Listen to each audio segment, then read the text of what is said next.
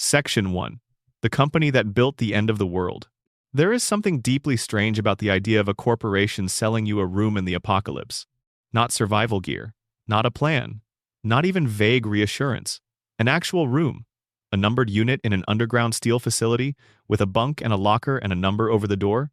A place where, when the world above finished burning itself into ash, you would wake up every morning, eat your reconstituted eggs, and go about whatever small life you had been permitted to keep. That was the pitch. That was what Vault-Tec sold to America in the final decades before everything ended. And tens of thousands of people bought it. They signed the paperwork, paid the fees, collected their jumpsuits, and moved their families to the nearest facility. They believed it because they wanted to believe it, because the alternative was sitting at the surface and watching the horizon for fire.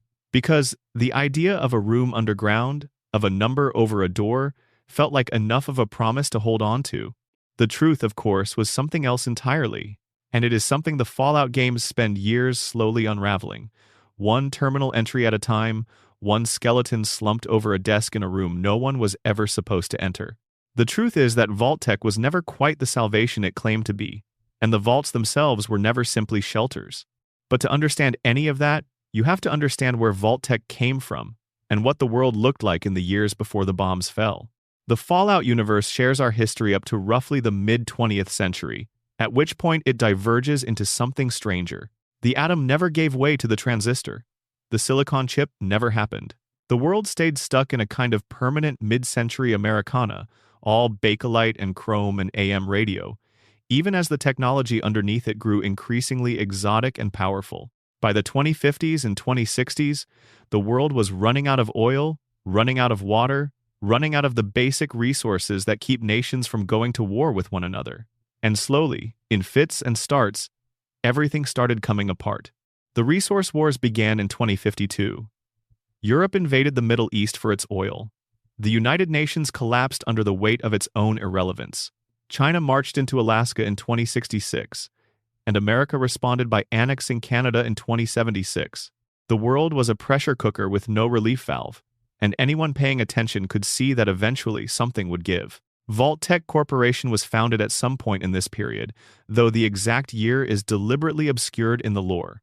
What we know is that by the time the US government commissioned Project Safehouse in 2054, Vault-Tec was already positioned to receive it.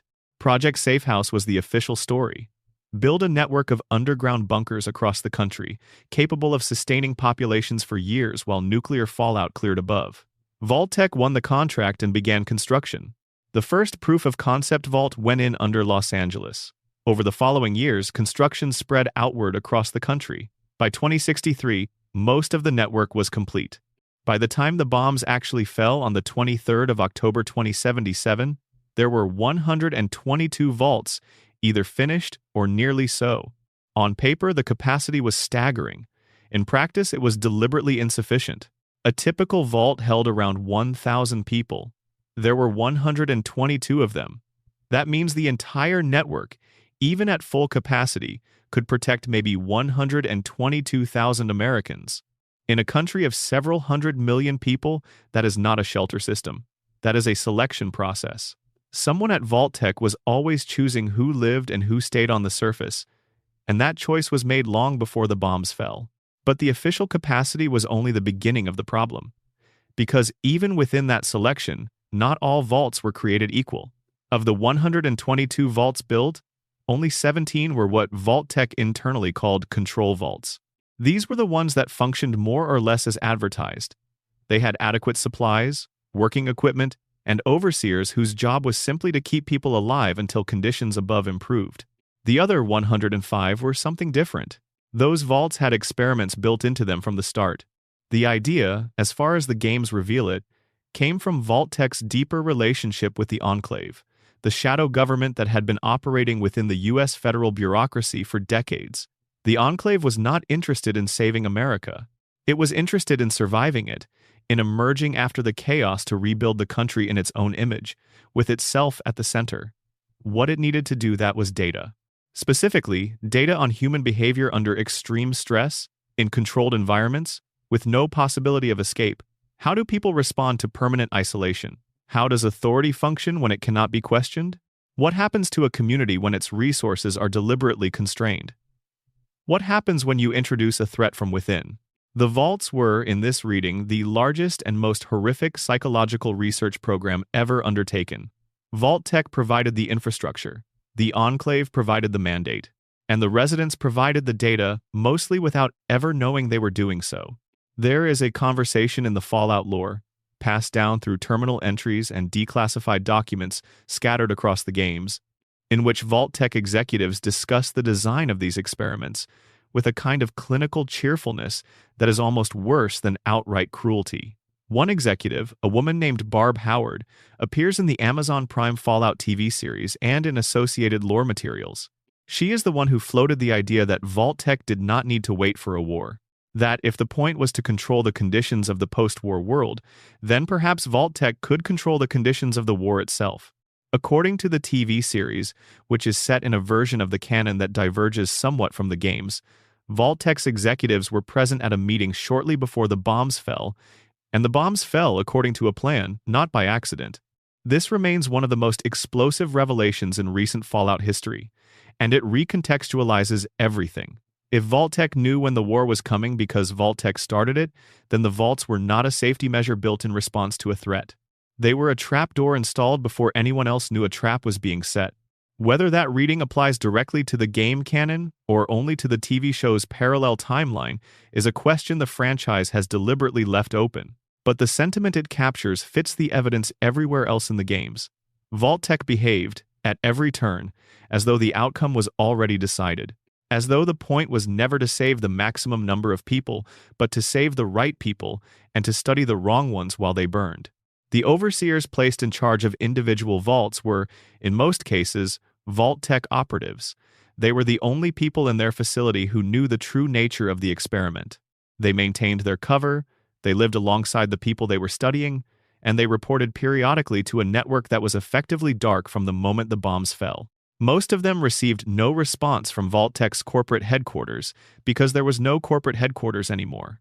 There was just the last directive, sealed in the Vault's computer, waiting to be carried out. And so, across America, in 105 separate facilities dug into hillsides and city substrates and desert floors, 105 separate experiments ran themselves into various conclusions. Some ended quickly. Some took decades. A few are still running, technically, in the sense that the machinery is still active even though everyone inside has been dead for a very long time. The games give us access to a handful of these vaults in detail. The rest we piece together from references, terminal entries, and the quiet testimony of the skeletons. What those stories add up to is something that resists easy categorization. It is not simply horror, though there is plenty of that. It is not simply tragedy, though there is enormous grief buried in these places. What the vaults really are, in total, is an argument about what people become when the normal structures of the world are stripped away, when there is no outside, when the only authority is the one standing in the room with you, when the experiment is the only reality anyone has ever known. Some vaults became something like communities, some became prisons, some became charnel houses. All of them have stories. And those stories, told in the quiet of the terminal logs and the stillness of the abandoned corridors, have a quality that lingers long after you finish playing. They feel like history, even though they never happened. They feel like warnings, even though they come from a world that only exists in code. We are going to spend time with some of those stories now.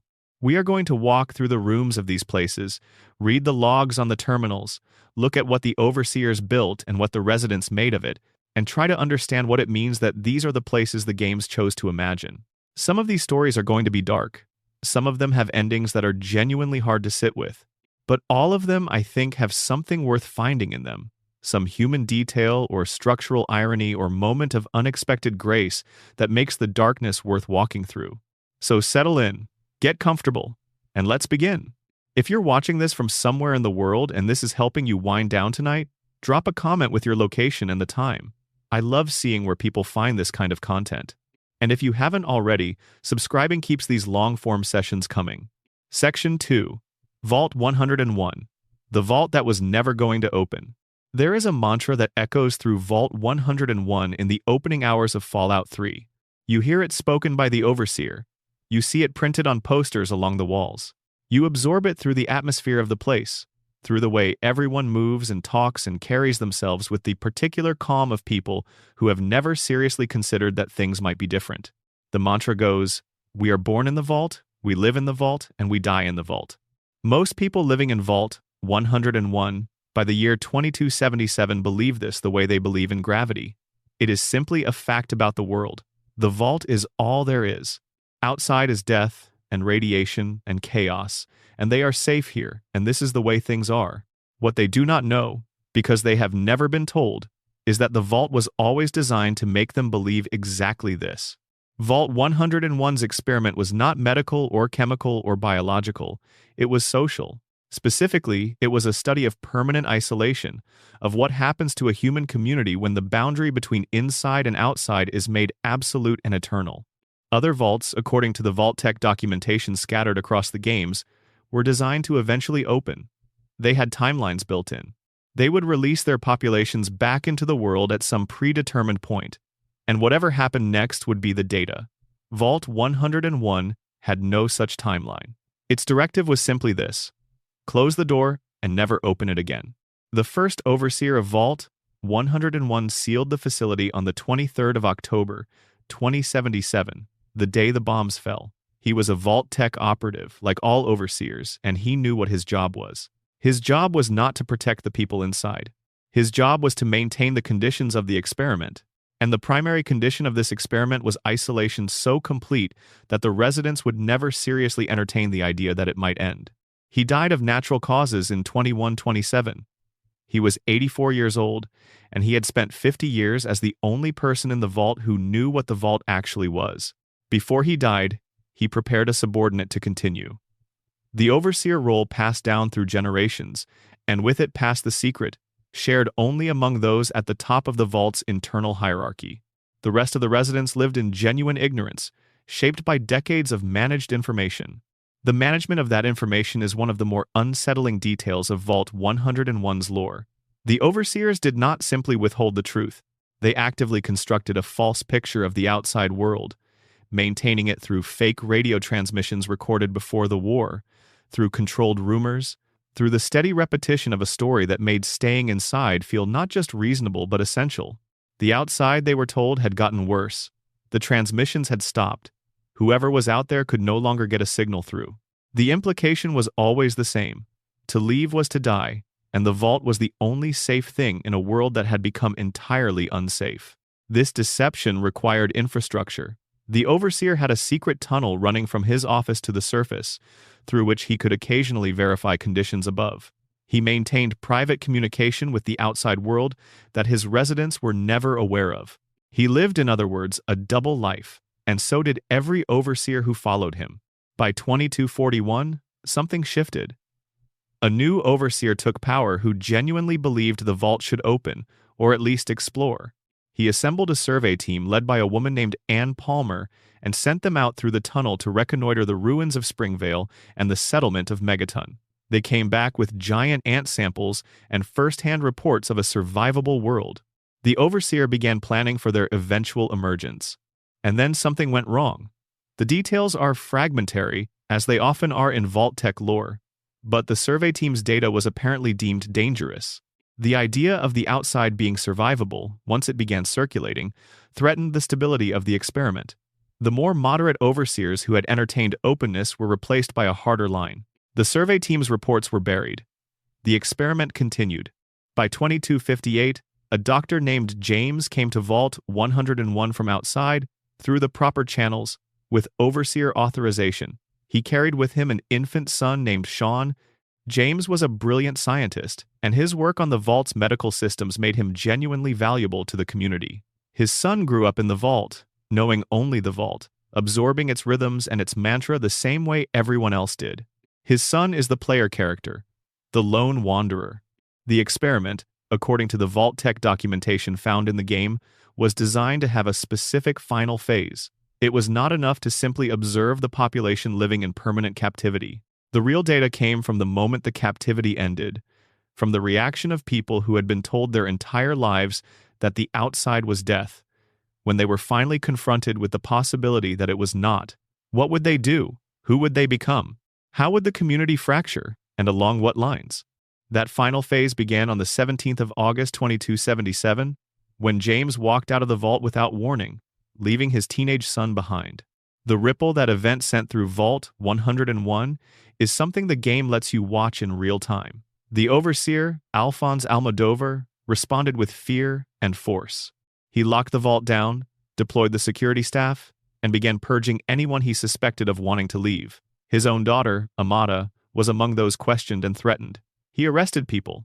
He let people die from treatable injuries as a warning. He treated the vault's own population as the enemy because he understood, at some instinctive level, that the experiment was finally running its true course, and that the results were going to be ugly.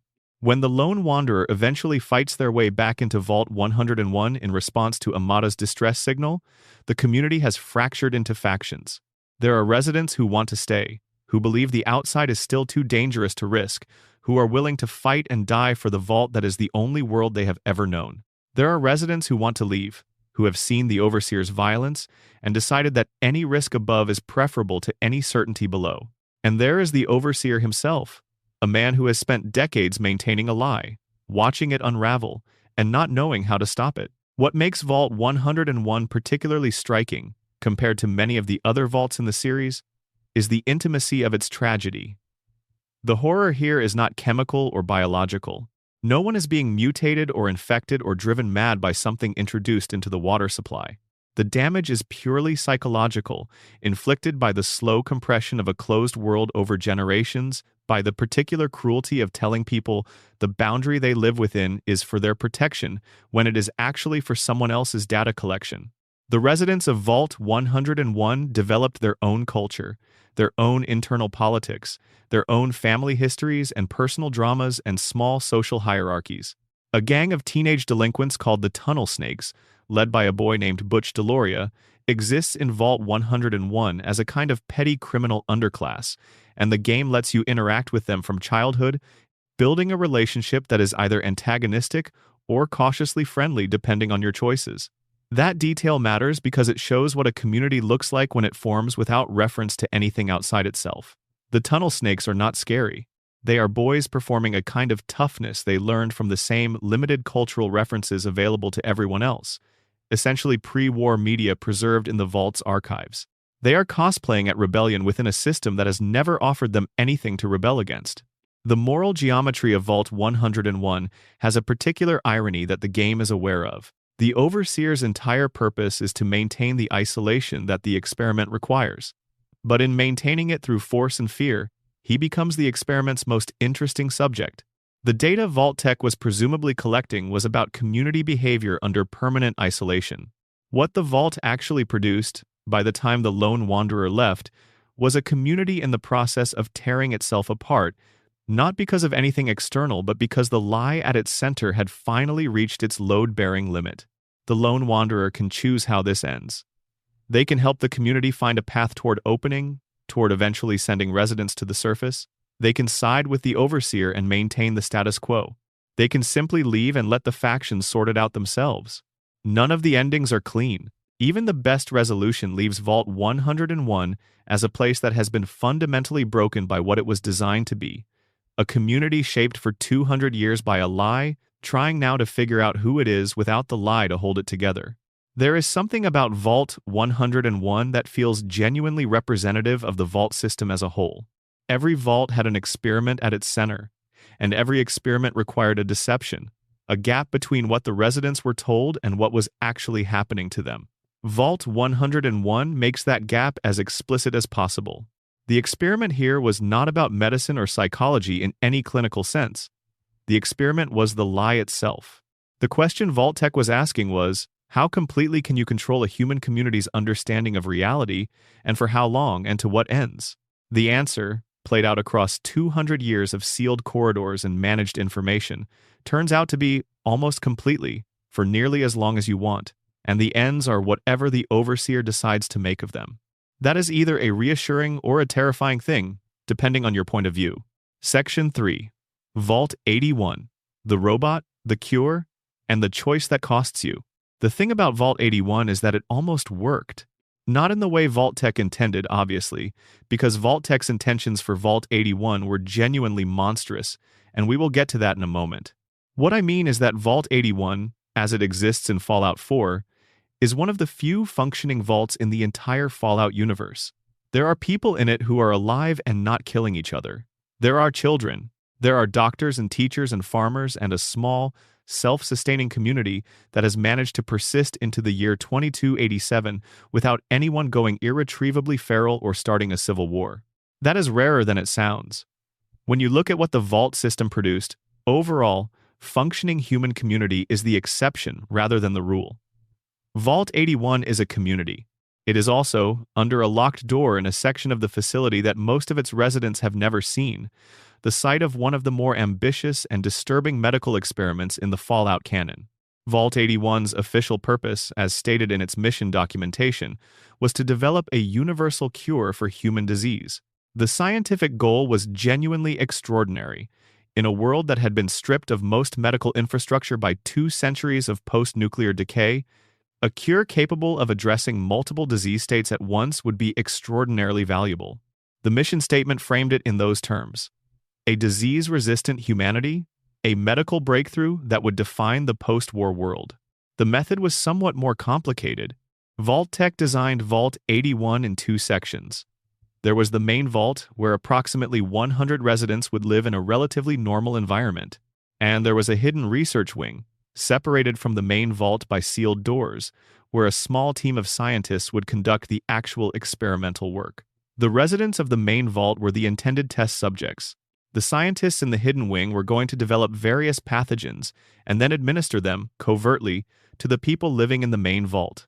The residents would receive diseases they did not know they had been given, and the scientists would test potential cures, and eventually some set of treatments would prove effective, and Vault-Tec would have its universal cure. The residents of Vault 81 were, in this plan, an unknowing population of human test subjects who would be made sick on purpose and then observed. The plan never quite ran. When the bombs fell and the vault sealed, the scientists were already in their hidden wing, beginning their preliminary work on mole rats, developing pathogen strains and testing candidate treatments. The overseer of Vault 81 at that time was a woman named Olivette, and Olivette, when she understood what was actually being asked of her community, made a choice. She locked the scientists in. She sealed the hidden wing from the inside and left the scientists to their mole rats and their pathogens and their research, cut off from the main vault and from any access to the human test subjects they had been sent to use. She then made sure that no subsequent overseer would know about the hidden wing at all. The records were purged. The door was hidden behind a maintenance panel. The secret was buried so thoroughly that by the year 2287, the residents of Vault 81, including every overseer since Olivette, had no idea the hidden wing existed. The scientists died, eventually. Of old age, apparently, since the wing had enough supplies to sustain them for a long time, but not indefinitely. They left behind their research, their notes, their failed and partially successful candidate treatments, and they left behind Curie. Curie is a modified Miss Nanny robot, and she is one of the most quietly extraordinary characters in Fallout 4. Miss Nanny robots are designed to be caregivers, built to tend children and manage domestic environments, and they have a characteristic voice and personality that reads as warmly competent and ever so slightly fussy. Curie retains all of this, but through a kind of accident of circumstance and the personal tinkering of one of the scientists, she has developed something that the standard Miss Nanny model is not supposed to have. She has intellectual curiosity, real curiosity, the kind that motivates you to keep working on a problem for 200 years, because the problem is genuinely interesting and not because anyone told you to. Curie has been alone in the hidden wing for approximately 200 years when the sole survivor finds her. The scientists she worked with are long dead. The mole rats, which the scientists were using as test subjects, have escaped containment and taken over the wing, and they are very much alive and very much infected with the various pathogens the scientists were developing. Curie has continued the research as best she can, producing over 1,100 new compounds, filling notebooks that she refers to as her personal journals, maintaining the equipment with whatever spare parts she could manufacture or cannibalize. She has produced, among other things, a universal cure, a single dose, in the last remaining unexpired vial, of a compound capable of addressing the mole rat disease that the pathogen work inadvertently produced. The way that cure enters the story of Vault 81's present population is through a boy named Austin Engel. Austin is a child in the main vault, and he stumbled onto the hidden entrance to the research wing while following Bobby DeLuca, a vault resident who had been using the entrance to hide a stash of drugs. Austin went in, saw the mole rats, got bitten, and came back to the main vault carrying the disease in his system. For a healthy adult, mole rat disease is serious. For a child with an underdeveloped immune system, it is fatal. The sole survivor is asked to go into the hidden wing and find a cure. What they find instead of a straightforward cure is Curie and a moral problem. There is only one dose. Either you use it on Austin, who will die without it, or you use it on yourself if you have been bitten while fighting through the mole rats to get to Curie. If you save Austin, he lives. You keep the disease. Your maximum health is permanently reduced by 10 points, a penalty that never goes away and cannot be reversed by any other means in the base game.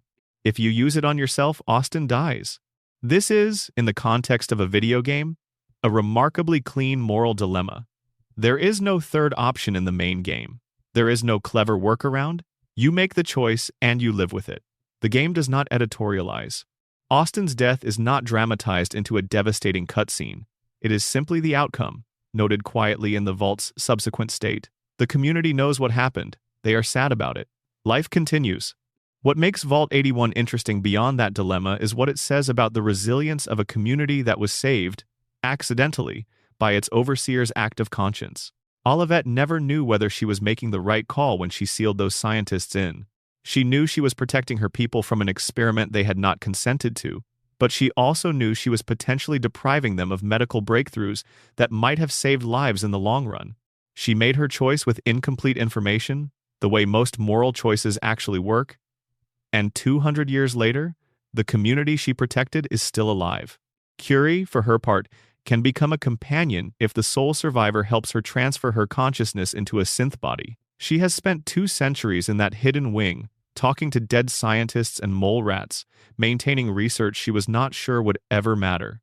She has a perspective on time and patience, and the purpose of work that is genuinely moving if you spend time with her dialogue. She does not resent her isolation. She found meaning in the research. She is ready, now that she is no longer alone, to find meaning in other things. The vault that almost became a horror story became, instead, a small, improbable success story, carried forward by one overseer's refusal to participate in the experiment that had been designed for her people. Olivette never appears in the game. We only know her from terminal entries, from the shape of the decisions she left behind. But in the vocabulary of Fallout lore, she is one of the few people in the entire vault system who use the authority she had been given to protect rather than exploit. That matters. In a system designed to exploit people, the individual decision not to participate is not a small thing. Section 4. Vault 11. The democracy that voted for murder. Of all the vaults in the Fallout series, Vault 11 is the one that stays with people longest. It is not the most overtly disturbing, in the sense of physical horror. It does not have the biological grotesquerie of Vault 87 or the raw cruelty of Vault 75. What it has is a premise so structurally clean, so ruthlessly logical in its design, that sitting with it long enough feels like watching something inevitable unfold in slow motion. Vault 11 is located in the Mojave Desert, accessible in Fallout New Vegas. By the time the player character, the Courier, arrives, it has been silent for a long time. The residents are dead. The lights still work. The terminals still hold their records. And walking through those records, piece by piece, tells a story that is essentially a complete moral fable about authority, collective cowardice, and what people will do to survive when the structure around them makes survival contingent on complicity. Here is the premise. When Vault 11 sealed on the day of the Great War, the residents were informed by the Vault's computer of a condition. Every year, the Vault's population would hold an election. They would elect an overseer. At the end of that overseer's term, the overseer would enter a chamber below the main level of the Vault and be executed. If the residents refused to elect anyone or failed to produce a sacrifice, the computer would execute the entire population instead. The residents had no way to verify whether this threat was real. They had no way to know whether the Vault's systems were actually capable of killing everyone. They were sealed in, newly arrived, recently traumatized by the nuclear war happening above them, and the only authority they had any relationship with was the computer informing them that they needed to kill one of their own once a year or die themselves. Only one person in Vault 11 knew at the time of its sealing that the sacrifice was going to be required. That person was the original Vault-Tec appointed overseer, a planted operative like all the others. He made the announcement. The residents, furious and terrified, elected him. The overseer who had told them what was required became the first sacrifice, marched into the chamber and killed. By volunteering him first, they perhaps thought they were sending a message, establishing that the position was a sentence rather than an honor. What they actually established was the template. From that point forward, the overseer's position and the sacrifice were linked. To be elected overseer was to be chosen for execution at the end of your term. The political consequences of this arrangement are what the terminal entries explore in extraordinary detail. Voting in Vault 11 became an act of aggression. You did not vote for who you wanted to lead. You voted for who you wanted to die. Elections were not campaigns in any normal sense. They were targeting exercises, dressed up in the language of democratic process. Factions formed not around ideology or policy, but around survival, around who could build a large enough coalition to ensure that their candidate was not the one with the most votes. Being universally liked in Vault 11 was a liability. Being moderately disliked, at least by one powerful group, was a form of protection. The coalition of Vault 11 voting blocks, as the game calls it, was the formal structure through which these survival calculations were made explicit. Each section of the Vault had its representative faction, and negotiations between them before each election had the character of hostage exchanges. You support our candidate, we support yours. No one we want dead gets elected, no one we care about dies this year. The manipulations this produced were extensive and sometimes surprising. One of the most detailed terminal entries in Vault 11 concerns a woman named Catherine Stone, and her story is worth sitting with.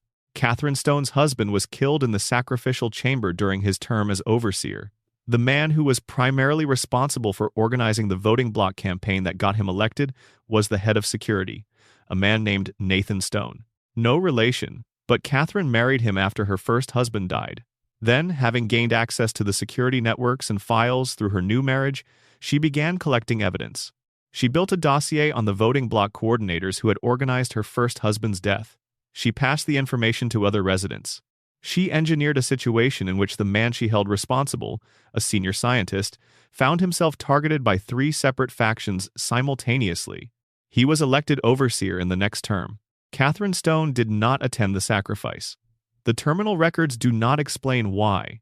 Whether she stayed away out of squeamishness or calculation or something else is not clarified.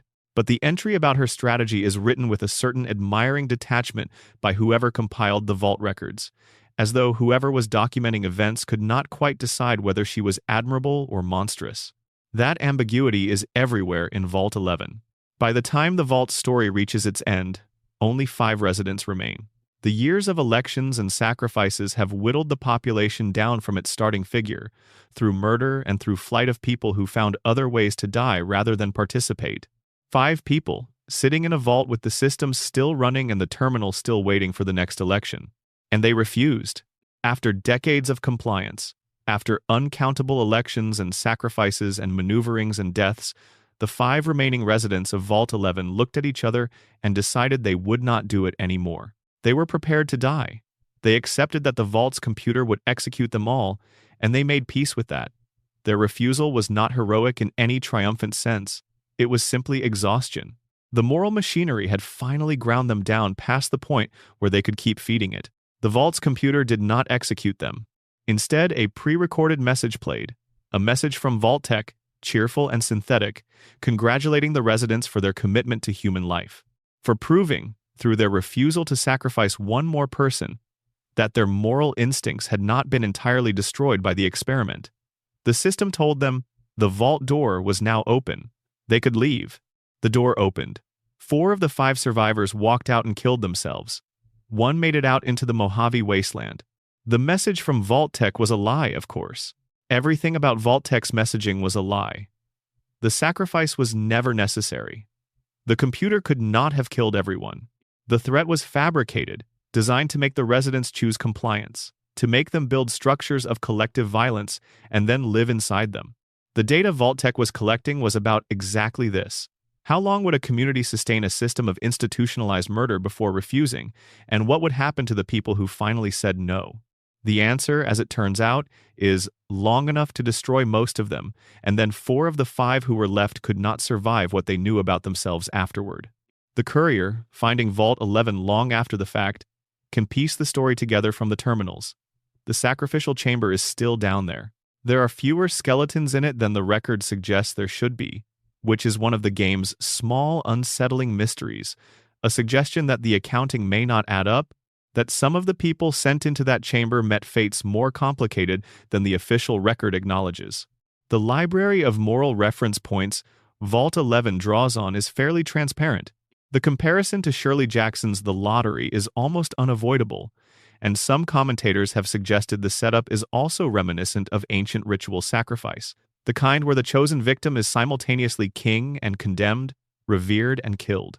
But what makes Vault 11 distinctive is the democratic wrapper around the horror.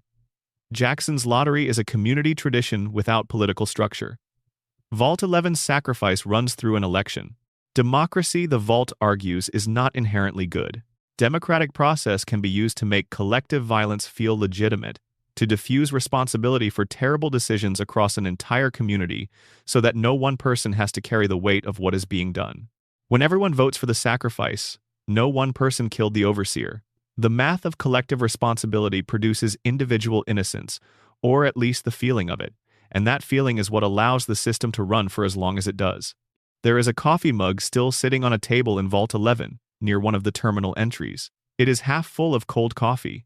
This detail, almost certainly deliberate, has been noted by the Fallout community as one of the small, perfect pieces of storytelling in the game. Someone was sitting there, reading something, drinking their coffee, and whatever happened next happened before they could finish the cup. The mug stayed where they left it. The vault ran its course around it, and now the coffee is 200 years cold, and the mug is still there, and somehow that is the most human thing in the whole building. Section 5. Vault 22. The garden that ate everyone. The Green Vault. That is what people in the Mojave Wasteland call Vault 22, and from the outside you can understand why. The hillside above the entrance is wild with vegetation, overrun in a way that nothing in the Mojave normally is, with roots and tendrils and creeping growth pushing through the rock and soil in all directions. It looks, from a distance, like the fulfillment of some pre-war dream of botanical excess, a little pocket of impossible abundance in the middle of a desert. Up close, it becomes clear the growth is wrong in ways that are hard to immediately specify. The plants are too aggressive, too dense, pushing through things that should resist them. There is a smell, and when you finally make it into the vault itself, the plant life has moved inside. Vines and roots trace every surface. Certain corridors are almost entirely blocked. The ventilation systems are crusted with fungal growth. The people are mostly gone. What is left of them is worse than gone. Vault 22 was built with a specific research mandate: agricultural science. Its residents were not a random cross-section of the American public, but a selected group of botanists, agronomists, soil scientists, and horticulturalists. People whose expertise was in growing things. Their mission was to develop sustainable agricultural techniques for a post-nuclear world, to crack the problem of feeding a population from sealed indoor grow operations when the surface was too irradiated to farm. It was, in principle, one of the more practically useful experiments Vault-Tec had ever proposed. The vault was designed accordingly. Multiple levels were dedicated to food production: grow lights, hydroponic arrays, controlled soil environments, all of it built to maximize yield in a resource-constrained setting. The scientists had access to seed banks, to research equipment, to extensive documentation from pre-war agricultural programs. They also had access to experimental materials from a research facility called the Big MT, a pre-war think tank that had developed some extraordinarily advanced and extraordinarily unsafe biological research. Among the experimental materials transferred from Big MT to Vault 22 was a fungus called Beauveria mordicana. Beauveria mordicana was originally developed as a bioweapon. Its mechanism was elegant and horrifying. It was an entomopathogenic fungus, meaning it infected insects. When an insect was exposed to the spores, the fungal colony would take root in the host body. As the colony expanded through the host's tissues, the host would die. But the fungal colony would continue animating the dead body, using it as a mobile vehicle to spread more spores, essentially turning a dead insect into a spore-spreading drone that moved through the environment infecting new hosts. The idea, as a bioweapon, was to release it into enemy agricultural regions, where it would destroy the insect populations that pollinated crops and turned crop pests into airborne spore delivery systems, devastating food production at scale. The Vault scientists were given this material and told to use it as a pest control agent to develop a strain that could be incorporated into the genetic structure of their crops, allowing the plants themselves to defend against insects. This was a reasonable idea in principle.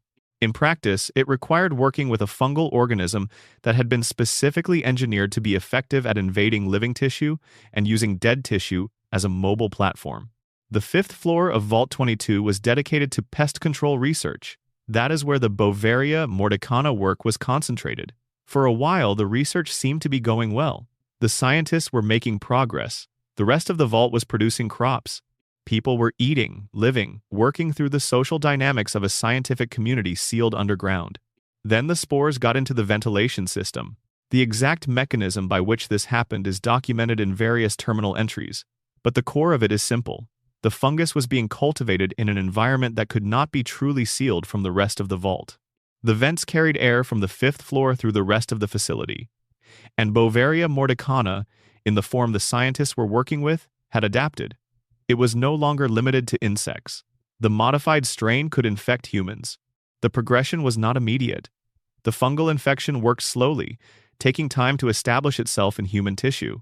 Residents began reporting respiratory issues, which the vault's medical staff initially attributed to other causes. By the time the connection was made, the spores were everywhere, moving through the air every time someone breathed, settling on every surface. There was no clean space left. Infection led to death. Death did not stop the infection, because in Bovaria mordicana's core mechanism, death was a feature rather than a bug. The fungal colony continued to animate the host body after death, producing what the game calls spore carriers, humanoid figures that move with a horrible lurching purpose, spreading spores in quantities far greater than a living host. The vault's population did not simply die. They died and then continued moving and continued infecting. Some residents, anticipating what was happening, attempted to flee. A group of 118 vault dwellers managed to get out, heading north toward Zion Canyon. What they did not know, and what several of their own scientists strongly suspected but did not share, was that they were already infected. The fungus was in them, incubating, not yet expressing its full effects. When they reached Zion Canyon, they set up camp, and over time the infection caught up with them. There is a researcher named Keeley who appears in Vault 22 as an NPC, a scientist who had entered the vault independently to document its contents. She has been tracking the vault's history and has reached conclusions about the fungal population that are deeply alarming.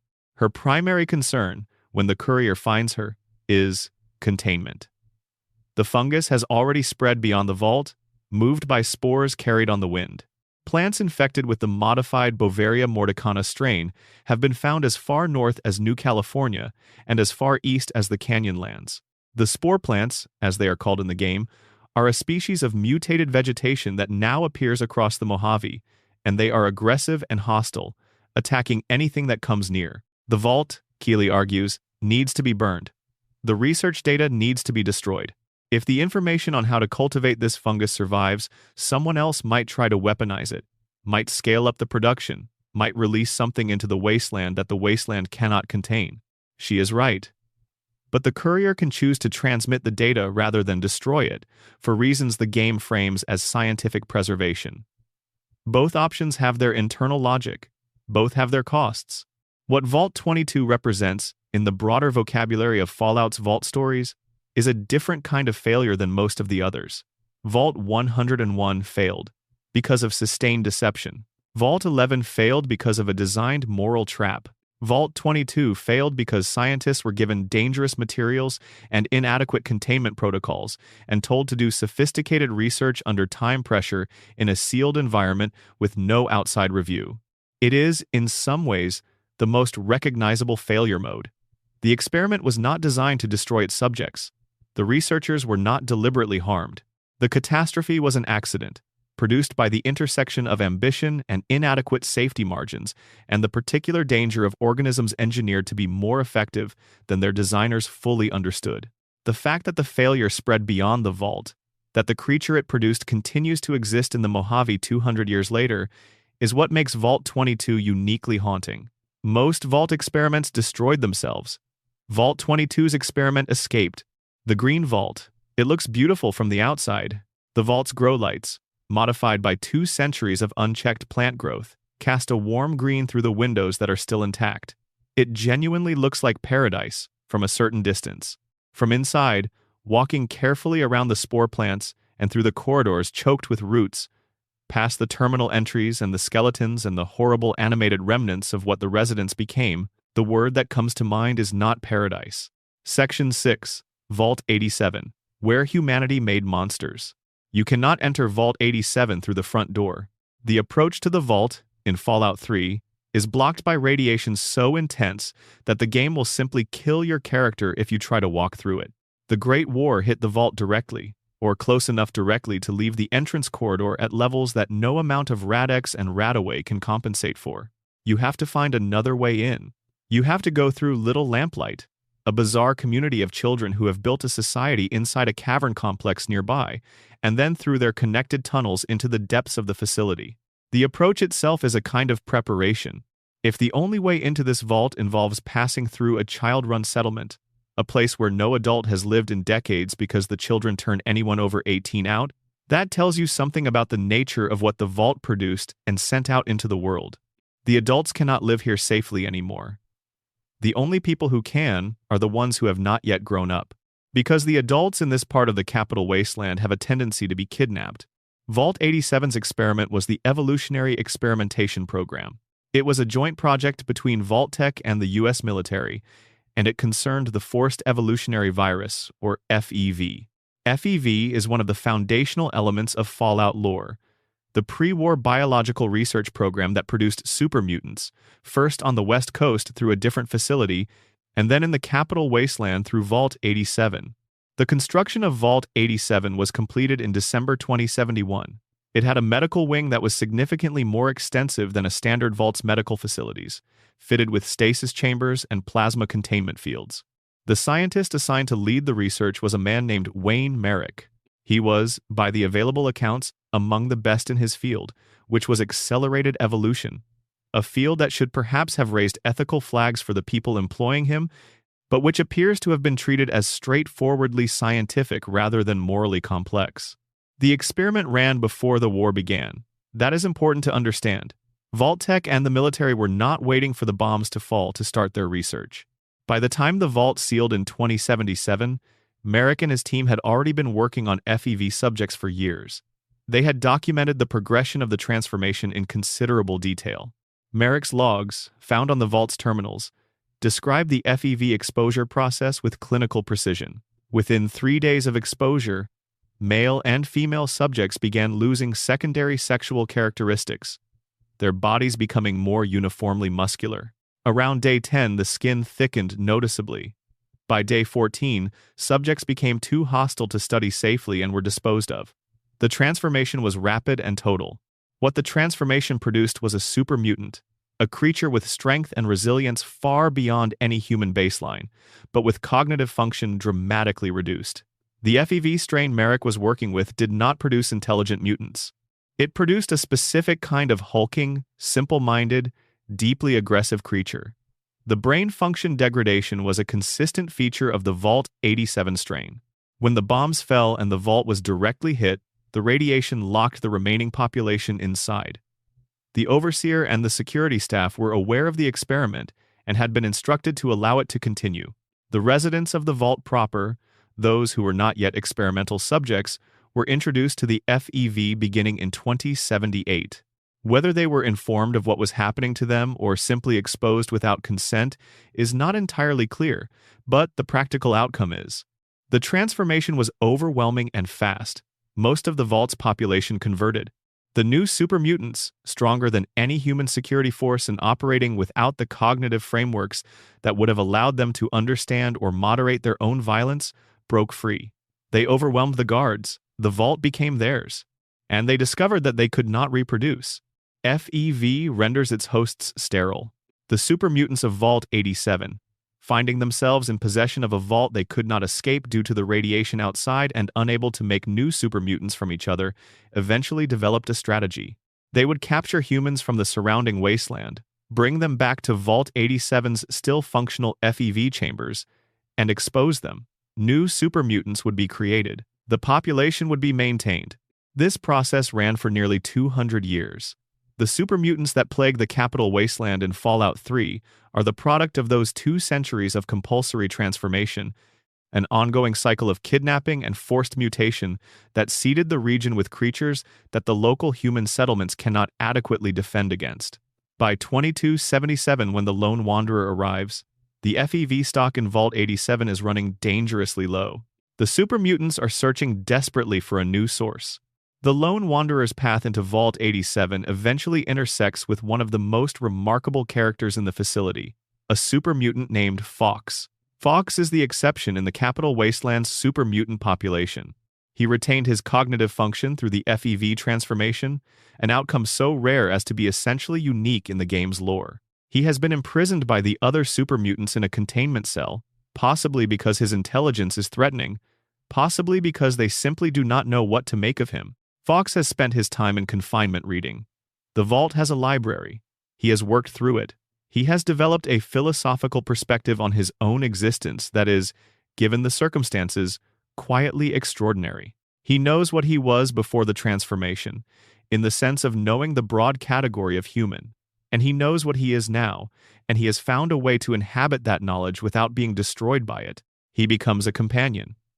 He helps the Lone Wanderer retrieve the Gek, the device needed for the main quest, from the most heavily irradiated section of the vault, since his mutated body can survive radiation that would kill the player character.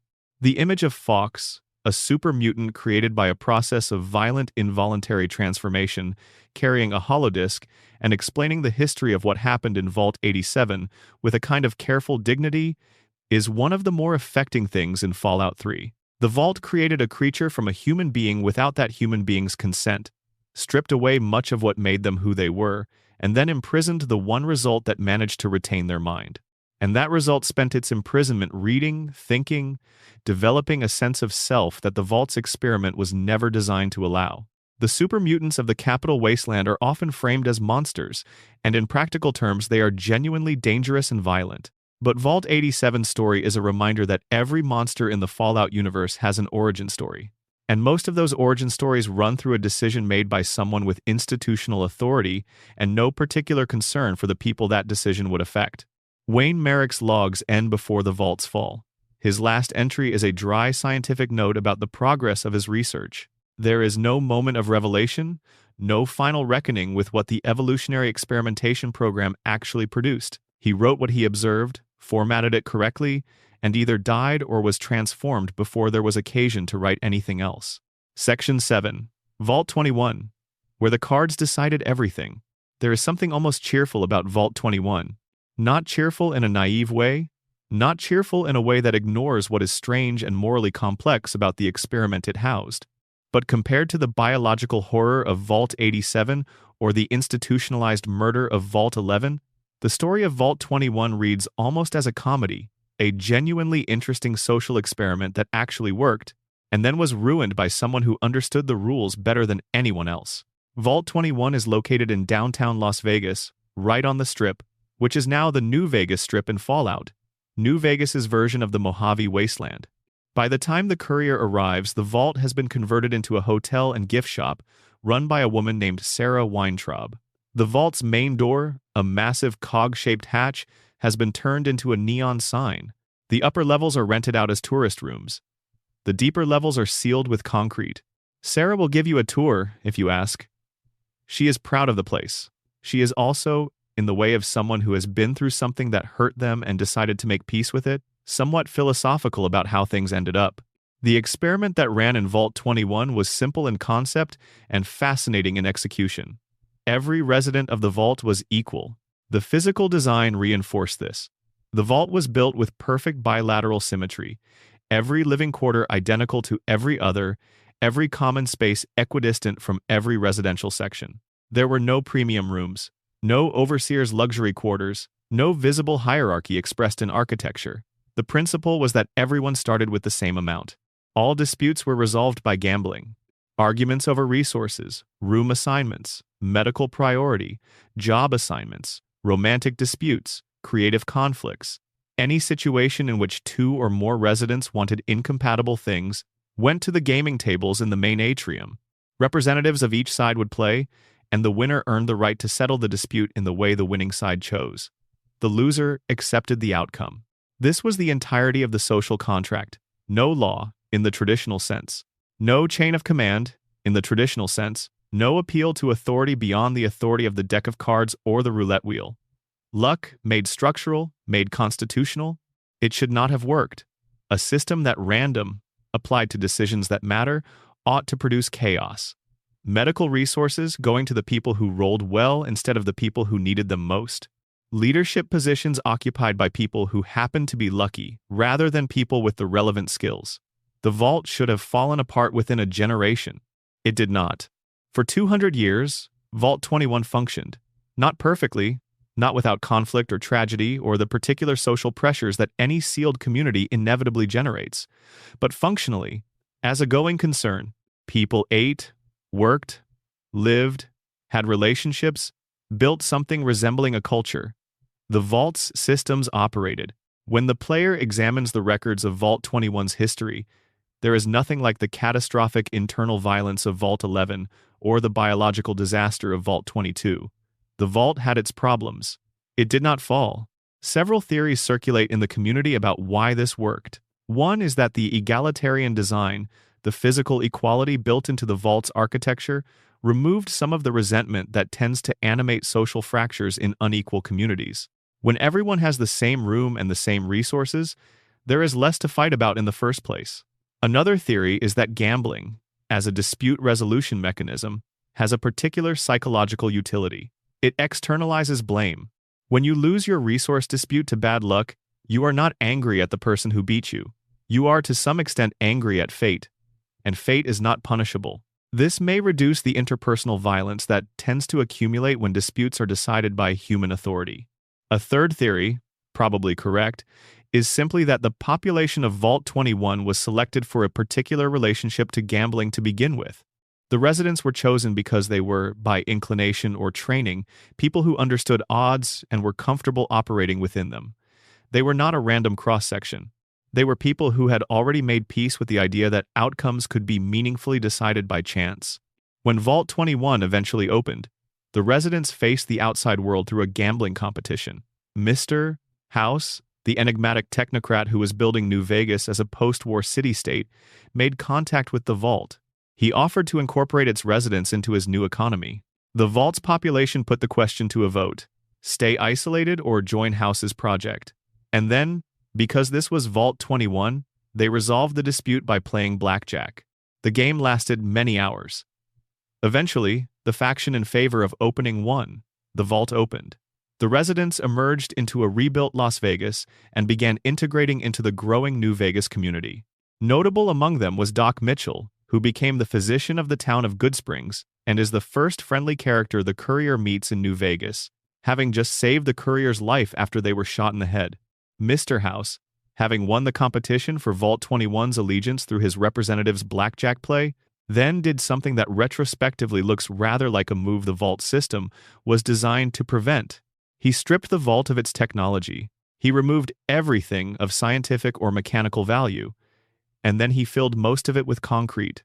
He had played within the rules, he had won through the Vault's own system, and then he used that win to hollow the place out, to take what he wanted, and leave the rest as a tourist attraction.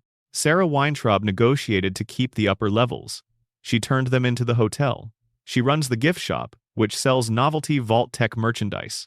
She is friendly and practical, and has made something functional out of what was taken from her community. But the concrete is still down there, filling the levels where 200 years of experiment once ran, preserving nothing of it except as a foundation for a hotel's basement. Vault 21 is, in its way, a parable about what happens to successful systems when a sufficiently sophisticated external actor encounters them. The vault's gambling-based society worked within its constraints because everyone inside understood and accepted the constraints. House was outside the constraints, which gave him an edge the system was not designed to handle. He did not break the rules. He simply understood them better than the people they were designed to protect. Section 8, Vault 92, The Music and the Madness. Begin with what it looked like from the outside. In the years before the Great War, receiving an invitation to Vault 92 was something people actually celebrated. The vault was presented to the public as a haven for musicians, specifically the finest musicians in the northeastern United States, a place dedicated to preserving and continuing the musical traditions of American culture in the event of nuclear catastrophe. The invitation promised instruments, recording equipment, an audience of fellow professionals, and the chance to ensure that great music would survive whatever was coming. The violinists and pianists and composers and conductors who moved their families into Vault 92 in the years before October 2077 were, by any measure, remarkable people. They had built careers through discipline and talent. They had contributed to an art form. They believed they had been chosen for something meaningful. Construction of Vault 92 completed in 2068. It was built to hold 245 occupants and was equipped as advertised with an extensive array of musical instruments, sound equipment, recording gear, and the specialized architecture of a facility designed to support serious musical work. Practice rooms with proper acoustic treatment, a main performance space, individual recording studios. The vault also contained, less visibly, the equipment for Vault Tech Confidential Plan WNMSCE. White Noise Mind Suggestion Combat Experimentation. The overseer of Vault 92, a man named Richard Rubin, was a Vault Tech operative. His secret mission, enacted the moment the vault sealed on the 23rd of October 2077, was to test whether white noise, modulated at specific ultra-low frequencies, could be used to implant behavioral suggestions in human subjects, specifically combat suggestions. The military application the research was intended to serve was the creation of soldiers who could be activated through audio stimulation, turned from passive civilians into violent combatants through a signal broadcast over existing radio infrastructure. The musicians were not random test subjects chosen arbitrarily. They were specifically selected because musicians, as a professional population, tend to accept high stress levels as normal. They attribute mood fluctuations and behavioral quirks to the creative process. They are accustomed to working through periods of emotional instability and social tension within their community. They would, the experiment designers predicted, be less likely than other populations to identify something external as the source of their distress, and less likely to organize effectively against it even if they did. The early tests were elegant in their subtlety. Individual musicians, brought into the sound booths for recording sessions, were exposed to the white noise through the booth speaker system. The frequency was calibrated to put them into a light trance-like state. During this state, Professor John Malleus, the scientist overseeing the suggestion work, would introduce simple behavioral prompts. Scratch your ear, fix your hair, touch the left side of your face. The subjects did these things. They did not remember being told to do them. They attributed the movements to absent-mindedness or habit. Relationships flourished in the vault, as they tend to in communities thrown together under stress. The romance between violinist Hilda Egelbrecht and Parker Livingston, supervisor of the recording studios, is documented in several terminal entries, described with the warmth of people genuinely invested in the emotional lives of their subjects. Malleus noted the romance and the general social functioning of the community approvingly. A happy, bonded community was a stable research environment. Then the experiment moved to Phase 2. The success of the small-scale suggestion tests encouraged Rubin and Malleus to expand. They extended the white noise system from the individual sound booths to the broader vault infrastructure, the ventilation systems, the sleeping quarters, the common areas. Every resident was now being exposed to the modulated frequency during sleep. The nature of the suggestions changed. Instead of minor behavioral prompts, the combat experimentation proper began. What happens when you tell a sleeping mind to be violent? The mind does not wake up and immediately attack someone. The suggestion sits in the unconscious, building over time, distorting the normal emotional processing of stress and frustration and social friction. The residents of Vault 92 began to experience what appeared to be increasingly severe mood disorders, episodes of sudden rage, blackouts during which they could not account for their actions. waking with no memory of what they had done in the night. A musician named Oscar Velasco is described in the terminal entries as having killed his roommate during a sleeping episode and having woken with no memory of the event. The other residents, terrified and confused, could not agree on what was happening or who was responsible. The social bonds that had developed in the vault, the relationships and friendships built over years of shared musical life, became vectors for violence rather than protection against it. The vault fell fast, in the end, once the broad exposure began. The combat suggestions did not produce organized violence. They produced chaotic, seemingly random violence, individuals turning on each other in ways that did not follow any social logic, that could not be predicted or defended against by social means. The recordings in the performance space and the practice rooms went silent. The instruments stayed where they were last placed. By the time the violence exhausted itself, the population was essentially gone. The Mirelurks that now occupy the lower levels of Vault 92 moved in afterward through the maintenance tunnels, taking over a space already made silent by what the white noise had done.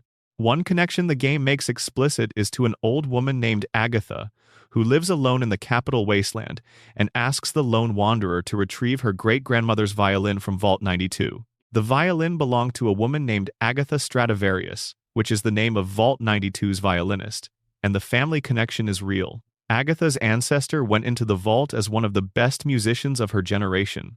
The violin came back out eventually, recovered from whatever happened inside, while Agatha Stradivarius herself did not. The quest that brings you to Vault 92 is gentle in its framing, an old woman's attachment to a family heirloom.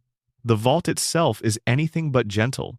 The terminals are among the most disturbing in Fallout 3, precisely because the horror is so gradual, and because the people documenting it, Malleus and his scientific colleagues, maintain such a consistent register of clinical observation, even as the events they are describing become increasingly catastrophic.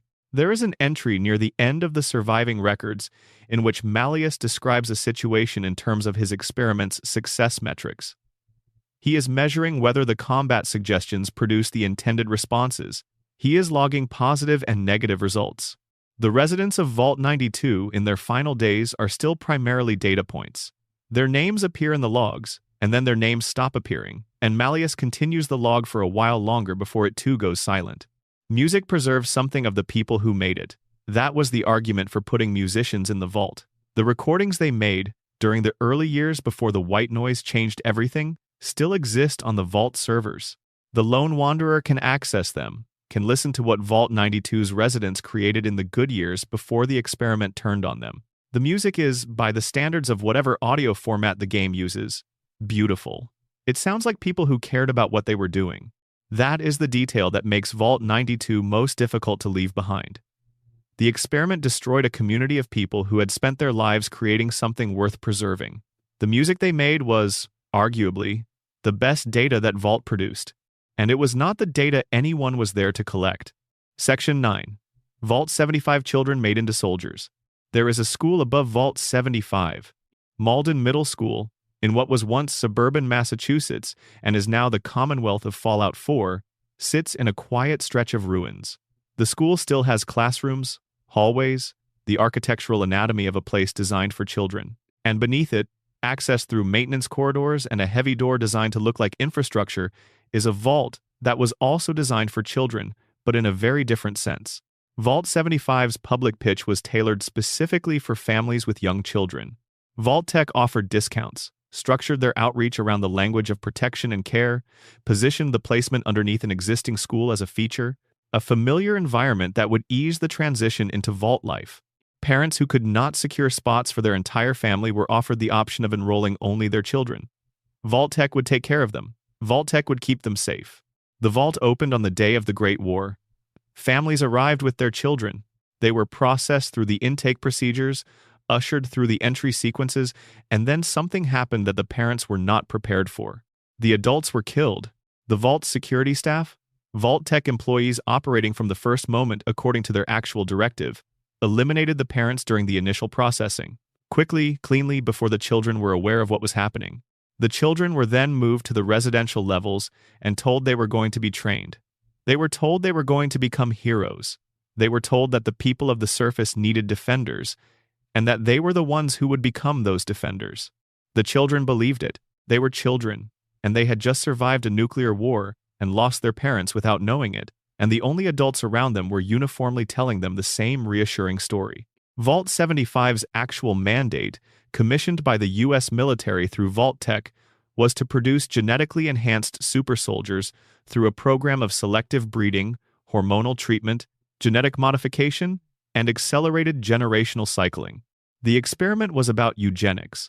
Identify the children with the highest potential by a set of defined criteria, breed them, treat their offspring with genetic enhancements, test the results, eliminate anyone who did not meet the standard, and eventually produce a population of soldiers who would obey orders without hesitation and could survive combat conditions that would kill ordinary humans. The children who passed the tests joined the Vault's research or security staff. The children who failed were eliminated. The process was designed to be self-sustaining across generations.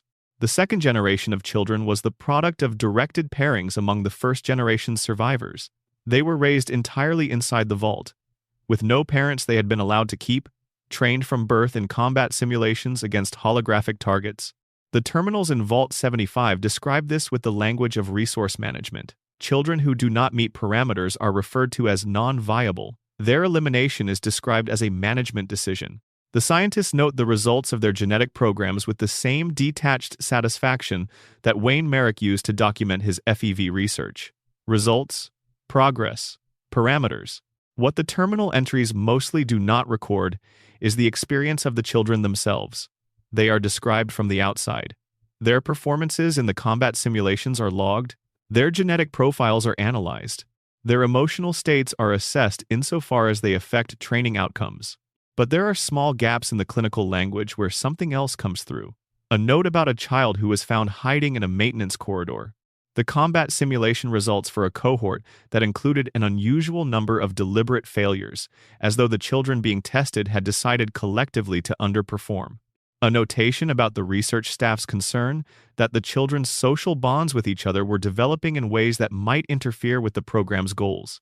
The children were supposed to be weapons, without enough selfhood to resist their purpose. The record suggests that selfhood developed anyway, imperfectly and partially, but enough to produce something the scientists did not entirely predict. The end came as a revolt. The Vault gave its children the ability to overpower their handlers, because the entire point was to produce physically capable, combat-trained individuals. They succeeded in that part of the program, and the children at some point turned that capability against the people running the experiment. The details of the final event are not fully documented. The aftermath is clear enough. No scientists survived. The Vault was empty for an unknown period before the Gunners, a mercenary group operating in the Commonwealth, found it and moved in. When the sole survivor explores Vault 75, they are fighting through a gunner-held facility, picking up the terminal entries of a program that ended in revolution, piecing together what happened to children who were told they were being trained to be heroes and discovered they were being grown like livestock. One detail that has stayed with the Fallout community since Fallout 4's release is the presence of children's toys found throughout Vault 75's residential levels. Lunchboxes. Small colored wooden blocks. A child's drawing pinned to a wall in a dormitory. These objects exist alongside weapons racks, combat simulation terminals, and sterile laboratory equipment. The coexistence of childlike objects in a space designed to manufacture soldiers is not incidental. The toys represent the gap between what the children were and what they were being made into, the persistence of ordinary childhood in a context designed to eliminate it. There is a skeleton in the overseer's office slumped over a desk, surrounded by the paperwork of the program. Whether this is the final overseer or a scientist is unclear. Near the skeleton, there is a model of the human genome displayed on a terminal, with various genes marked and annotated.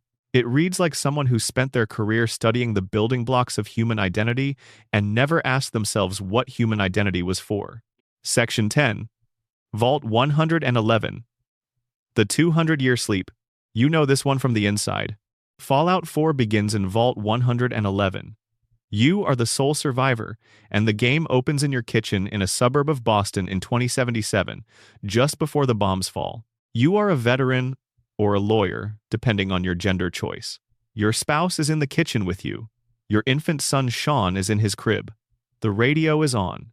And then the emergency broadcast begins and you are running, and everyone is running and you make it to the vault entrance with seconds to spare.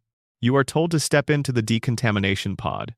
You step in, the pod fills with cold vapor, and 210 years pass in an instant. What happened during those 210 years is the story you spend the game uncovering, and it is one of the more emotionally affecting things Fallout 4 does. Vault 111 was designed to study long-term cryogenic stasis. The 33 residents who made it in from Sanctuary Hills and the surrounding area were unknowing test subjects, frozen in their pods before they had any clear understanding of what was being done to them. They came in expecting a decontamination procedure. They received suspended animation. The staff of Vault 111 was a skeleton crew with a 180-day supply of consumables. Their job was to maintain the facility and await an all-clear signal from Vault Tech before waking the subjects and beginning whatever Phase 2 of the experiment was supposed to involve. The signal never came. Vault Tech's corporate structure ceased to exist on the 23rd of October 2077, along with most other corporate structures in the world. The staff waited. Their supplies ran out. They began arguing about what to do. The overseer refused to wake the subjects, even as the staff's situation became desperate. There are terminal entries from the staff members that read like a very slow panic, people realizing that the system they were part of has abandoned them and trying to figure out what they still owe to that system. The staff died. Some starved. Some chose other ends. The overseer was the last one left. Her final entry acknowledges that there is no way out and no way forward. She says goodbye to nobody in particular. The subjects in the cryopods stayed frozen. Without anyone maintaining the system, the pods continued to run on their own power systems, which were more robust than the staff's supplies. And the residents slept. In 2227, something broke the silence. A group of figures entered Vault 111, navigating past the dead and the failed systems and down to the cryogenics level. They were led by a mercenary named Conrad Kellogg, accompanied by two scientists from an organization called the Institute. The Institute had, over the preceding 2 centuries, become the foremost scientific organization in the Commonwealth, dedicated to advanced research and the development of synthetic humans they called synths. They had found out about Vault 111 and the subjects preserved inside it, and they had come for a specific one, Sean. Sean was an infant. The Institute needed uncorrupted pre-war human DNA as the basis for their 3rd-generation synth program, the most human-like synthetic beings they had yet attempted. An infant who had been cryogenically frozen since 2077 was the most uncorrupted sample available. His DNA had never been exposed to post-war radiation. His genetic code was, from their perspective, pristine. Kellogg opened the sole survivor's spouse's pod to access Sean. The spouse refused to release the child.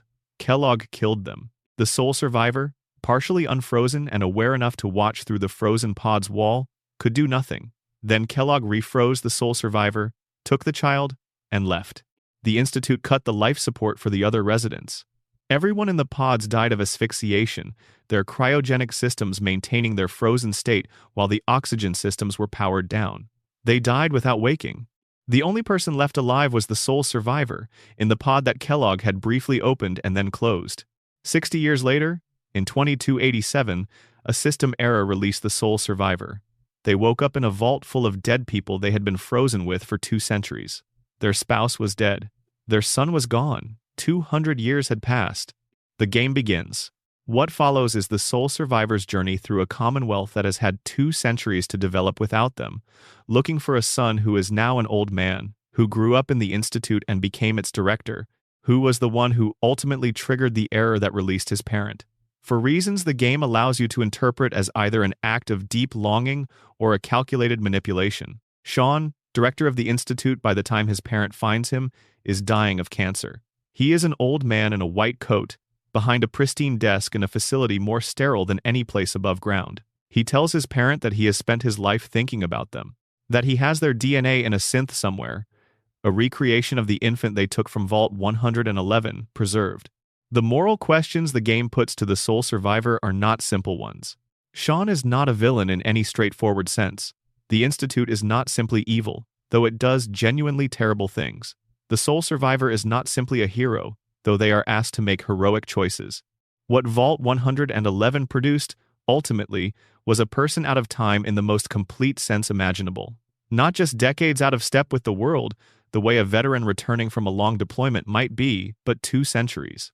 The cultural artifacts of the pre-war world that the sole survivor carries, their memories, their reflexes, their instinctive frameworks for understanding human interaction, are genuinely historical artifacts by the time they wake up, and the world has not kept a space for them. It has moved on, developed its own structures and institutions and moral economies, and it does not particularly care what someone who was alive in 2077 thinks about any of it. The idea that inspired Vault 111's design came from the real MIT's cryogenics laboratory. The game's narrative designer saw the facility's large cryotanks during a visit and was struck by the image of someone being preserved in one. What that image grew into is one of the most complete and emotionally honest explorations of loss in the Fallout series. The biological horror of the Vault is minimal. The cruelty was over quickly. What the Vault left behind, in its sole survivor, is something more quiet and more lasting. A person who has to rebuild a reason to keep going out of materials that no longer exist. The frosted pods. The dead staff. The spouse's wedding ring on the floor of the cryogenic chamber, which you can pick up and carry through the entire game if you choose. A small piece of someone who is gone. These are the details that make Vault 111 not just a setting but a beginning. Section 11. Vault 94 and Vault 96. The Appalachian Disasters. Fallout 76 is set in Appalachia, in the early years after the Great War, when the land is still hot with radiation and the world above ground is trying to figure out what it is. The vaults in this region have a particular character. They are, several of them, designed as optimistic projects. They represent Vault-Tech's more earnest gestures toward post-war society building, or at least the gestures designed to look that way. Vault 94 was built with an elaborate mission statement. Its residents were a selected community of overseer-designated community leaders, people with experience in governance, education, community organization. The Vault's internal propaganda, which players can find in its records, describes it as a Garden of Eden prototype vault, an attempt to build the template for a just and sustainable post-war community. The practical implication of being a Garden of Eden prototype was that Vault 94 was built with an extensive agricultural system and given the tools and knowledge to produce a sustainable food supply. It was also given a specific mission: provide food to the wasteland outside. When the vault opened, its residents were supposed to emerge not as isolated survivors but as an outward-facing community, sharing what they had grown. The mission was generous in its framing. The problem, as players of Fallout 76 encounter it, is that by the time the vault is accessible in the game, everyone inside is dead, the agricultural systems are overrun, and what remains is a location-based multiplayer raid dungeon. The story of Vault 94's end is documented in its terminal entries. The vault opened on schedule, residents emerged as planned, and some of them chose not to return. The outside world, specifically the raider population that formed in Appalachia in the early post-war years, recognized the vault's agricultural capacity as an extraordinarily valuable resource. Raiders attacked. The vault's community, which had been selected for governance experience rather than combat experience, was not well positioned to defend itself. The specifics of Vault 94's fall vary somewhat in the documentation, but the broad shape is consistent. The vault's generosity was incompatible with the specific violence of the immediate post-war environment. Being an agricultural resource-sharing community required a level of safety that the Appalachian wasteland did not provide. Vault 96 had an entirely different purpose. Its experiment was biological preservation. The vault was built to house a collection of pre-war flora and fauna, an ark of genetic material that could theoretically allow post-war naturalists to restore extinct species and ecological systems. The residents were scientists and naturalists, selected for their expertise in biological preservation. The experiment in Vault 96 also involved significant biological research, and the details that players encounter in the game suggest that the research was not limited to preservation. The vault produced biological weapons, or conditions that resembled them.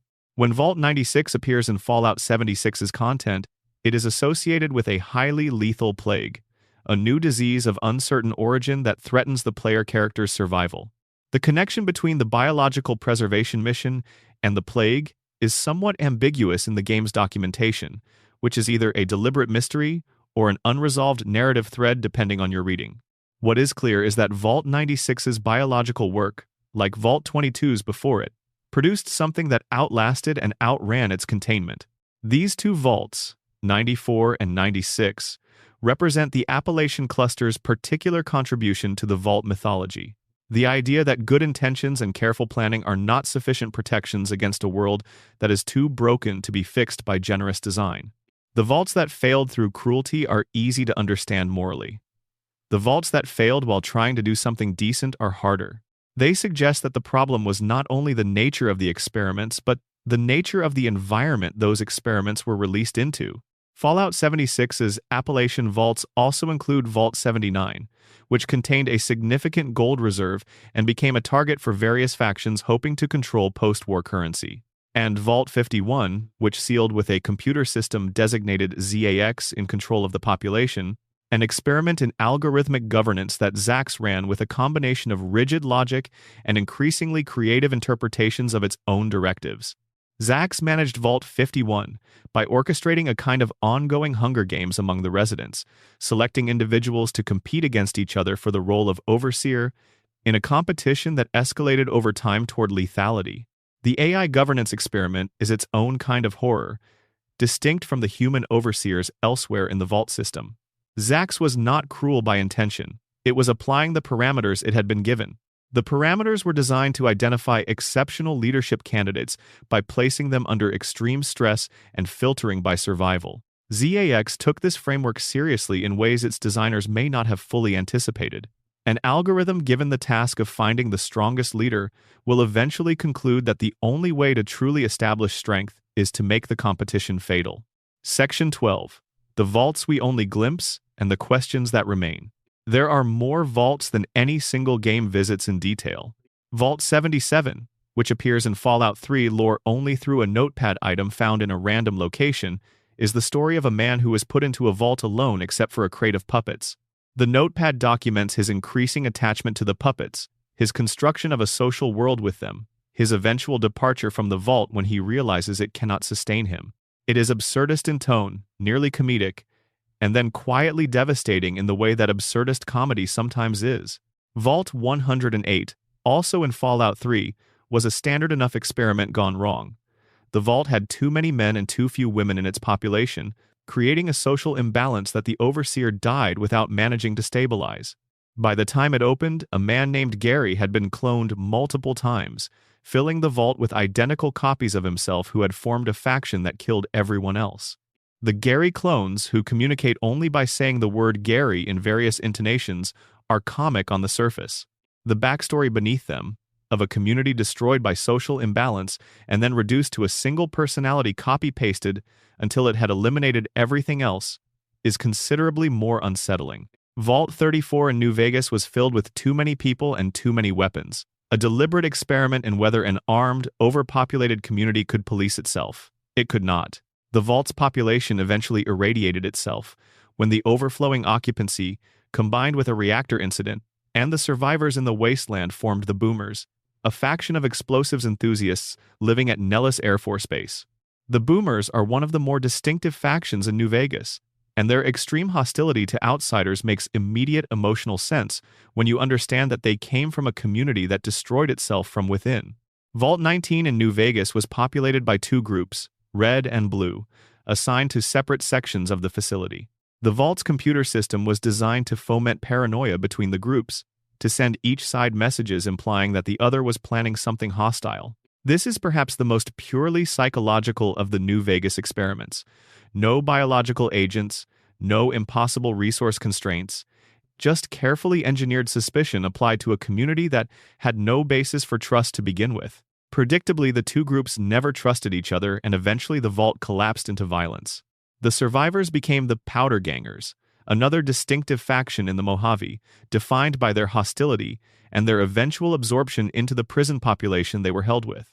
Vault 118 in Fallout 4's Far Harbor DLC was designed around class conflict, housing both a wealthy group of residents who were paying for luxury accommodations and a working-class group hired to maintain the facility. The social experiment was straightforward. Put people with radically different resources and expectations in a sealed space and observe how the power differential operated.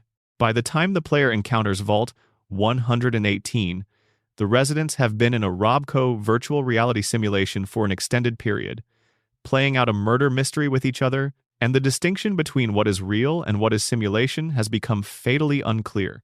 The deeper you look into the Vault system, the more certain structural patterns emerge.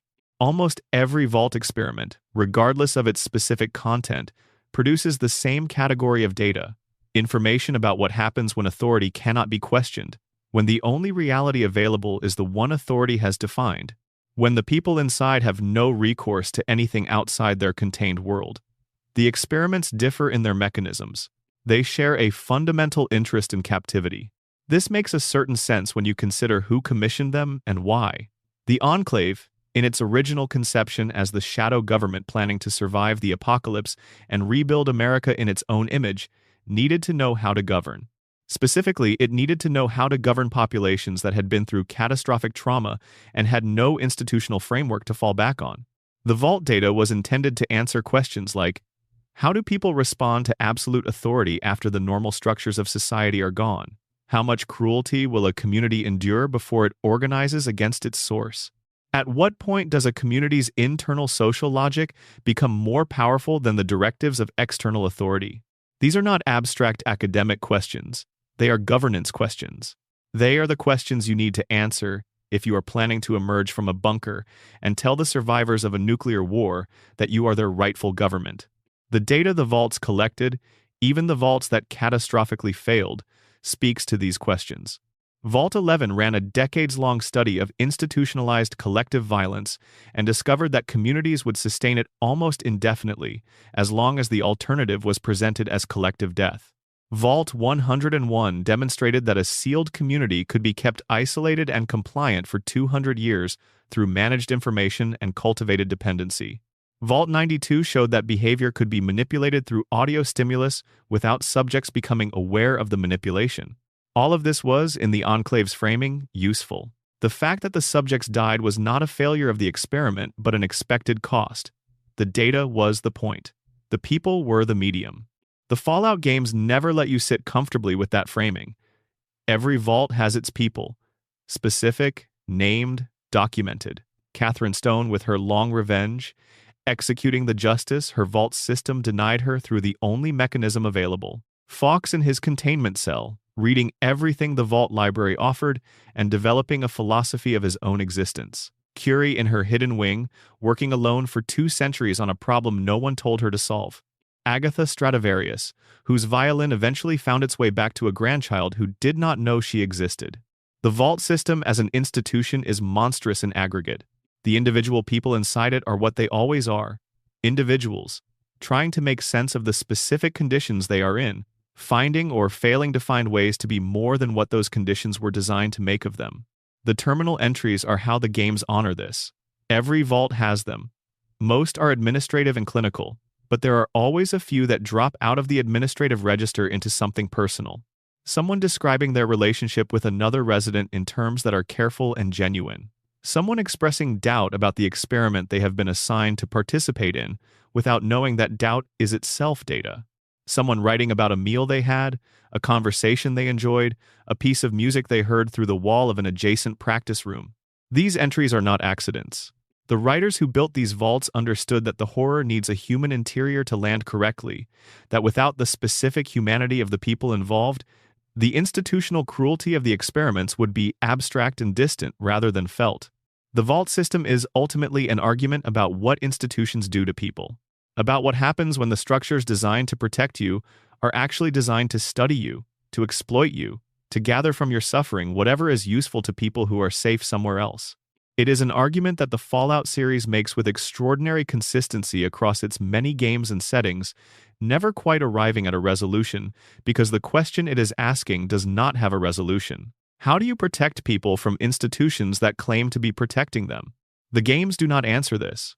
They do something more honest. They walk you through the rooms where the question was answered badly, let you read the records of what went wrong and who paid for it, and then they let you out into the wasteland. The sky above the wasteland is always the same yellow-gray, lit from somewhere behind the clouds. The ruins stretch in every direction. And somewhere under the ground, in facilities that are mostly silent now, the experiments that were run in the name of a future that never quite arrived have finished their long course. The data is everywhere. It just depends on whether you know how to read it. There is something strange and not entirely unpleasant about sitting with this, about spending time in these imaginary places and letting their stories settle. The vaults are not real. The experiments were not conducted. The people who are documented in those terminal entries never existed. But the questions they embody are real. They have been real for as long as people have been building institutions and trusting them. The vault is an extreme expression of something ordinary. The ordinary act of placing your well-being in someone else's hands and hoping they are worthy of it. The fallout vaults are what you get when they are not. And yet, and this is what I think is most important about the vault stories taken as a whole, the experiments mostly failed. Not failed in the sense of producing no data. They produced plenty of data, but failed in the sense that the communities inside them proved harder to fully control than the experiments anticipated. Catherine Stone manipulating the voting blocks to revenge her husband. Overseer Olivet locking the scientists away from her people. The 5 final residents of Vault 11 refusing the sacrifice and waiting to die. The children of Vault 75 becoming exactly as capable as the program made them, and using that capability against their captors. The institutions were designed to reduce people to predictable variables. The people kept being more than that. That is not a happy ending exactly. Most of the people in the vaults died regardless. The rebellion of the Vault 75 children ended the experiment, but left a vault full of their skeletons for strangers to find 2 centuries later. The refusal in Vault 11 came too late for almost everyone. Overseer Olivet's protection of her community came with a cost that was only visible generations later, when a sick child needed the research she had sealed away. But the persistence of something irreducible in every vault's human population, the thing that the experiments kept underestimating, is meaningful anyway. The Enclave wanted data about how to control people. What the vaults mostly generated was data about how far control can be taken before it breaks, and about what remains when it does. What remains, across vault after vault, is stubbornly itself. Section 8 expanded. Vault 92, everything the logs don't say. There is a specific kind of silence in Vault 92 that the Fallout 3 game engine renders better than it probably intended. When the lone wanderer pushes through the entrance and into the facility's main corridor, the quiet is not simply the absence of human activity. It has texture to it, a quality of recent abandonment, the kind of hush that suggests people were here until not very long ago in geological terms, even if centuries have passed in calendar ones. The practice rooms still hold instruments. A violin rests on a chair in one room, bow laid alongside it, as though the player set it down to take a break and never returned. A piano in the performance space has its fallboard open. Sheet music is still on the stands. These details are small. They are also, when you understand what happened to the people who left them there, among the more affecting in the capital wasteland. The instruments are not props. They are the last physical evidence that a community of people who cared about music lived in this vault long enough to leave marks on it. The violin on the chair belonged to someone. That someone had a specific way of holding the bow, a specific repertoire they were working through, a specific technical problem they were trying to solve. The practice room remembers them. The rest of the vault does not. The white noise experiment that destroyed Vault 92 is documented in Malleus's logs in a register of clinical observation that becomes increasingly strained as the events he is documenting become less amenable to clinical description. There is a point in the logs where Malleus's entries begin to run shorter, where the careful scientific notation gives way to something more abrupt, where observations that would previously have occupied a full paragraph are compressed into 2 or 3 lines. This compression is itself a kind of documentation. The clinical distance is failing. The scientist is starting to feel what he has been watching from the outside. He does not say this explicitly. He would not. The experimental register is a professional commitment as much as a methodological one, and abandoning it would require him to acknowledge something about his own role in what he is observing. But the thinning of the entries, their increasing brevity and their decreasing specificity, tells its own story. The romance between Hilda Egelbrecht and Parker Livingston that Malleus noted approvingly in the Vault's early records, because community bonding represented stable, experimental conditions, becomes complicated in the later entries. Livingston appears in a security report filed by the Overseer's staff. the report noting that he had become aggressive toward other residents in the recording studios, defensive of equipment and space in ways that created conflict. Egelbrecht's name disappears from the records entirely after a certain date. Whether her absence represents death, injury, or simply that she stopped appearing in any context that generated a terminal entry is not clarified. This is one of the recurring frustrations and fascinations of Vault lore: the gaps. The terminal entries preserve what was formally documented, what someone thought worth recording in a system designed for administrative purposes. They do not preserve the conversations in the corridors, the things said at dinner, the decisions made quietly between people who trusted each other. The records are the skeleton of what happened. The flesh of it is mostly gone. What can be reconstructed about the music of Vault 92 in its functional period is this: the Vault's residents were serious about their work. The recording logs show a sustained program of documentation, multiple recording sessions per week in the facility's early years, a library of material that the Vault systems preserved even after the people who made it were gone. Classical repertoire, primarily, which makes sense given the era and the nature of the selection pool. Chamber music, solo works, some original composition. The lone wanderer can access the server where these recordings are stored. The music is there, still playable on the Vault's terminals, a library of performance that no one has listened to for nearly 2 centuries. The quality of the playing is, by any reasonable standard, excellent. These were professional musicians, and they played like it. There is an argument to be made that the music is the experiment's most significant output, the thing it produced that had the most lasting value. Vault-Tec was not interested in the music. Vault-Tec was interested in whether white noise could produce controllable combat aggression in sleeping subjects. The music was a side effect, an accidental byproduct of having placed musicians in a recording studio while conducting an unrelated experiment on them. And the music survived when the experiment's other products, the data on subliminal suggestion, the documentation of behavioral modification through audio stimulus, did not survive in any form that anyone is currently using. This is not a satisfying irony in a narrative sense. It does not resolve anything. But it is true to the specific way that human creative effort persists in the Fallout universe, not because institutions preserved it intentionally, but because no one got around to destroying it before the institutions collapsed. The connection between Vault 92 and Agatha, the old woman who lives alone in the capital wasteland and plays her violin for anyone who will listen, is one of Fallout 3's quieter grace notes. Agatha's great-grandmother went into the vault carrying a violin that had been in the family for generations. The vault took her great-grandmother, as it took everyone who went in. The violin eventually made its way back out, through whatever process moved objects through the post-nuclear world, and found its way to Agatha. She plays it every day. She plays it for the radio station she runs, broadcasting into the capital wasteland, music for anyone with a receiver. Agatha does not know most of what happened in Vault 92.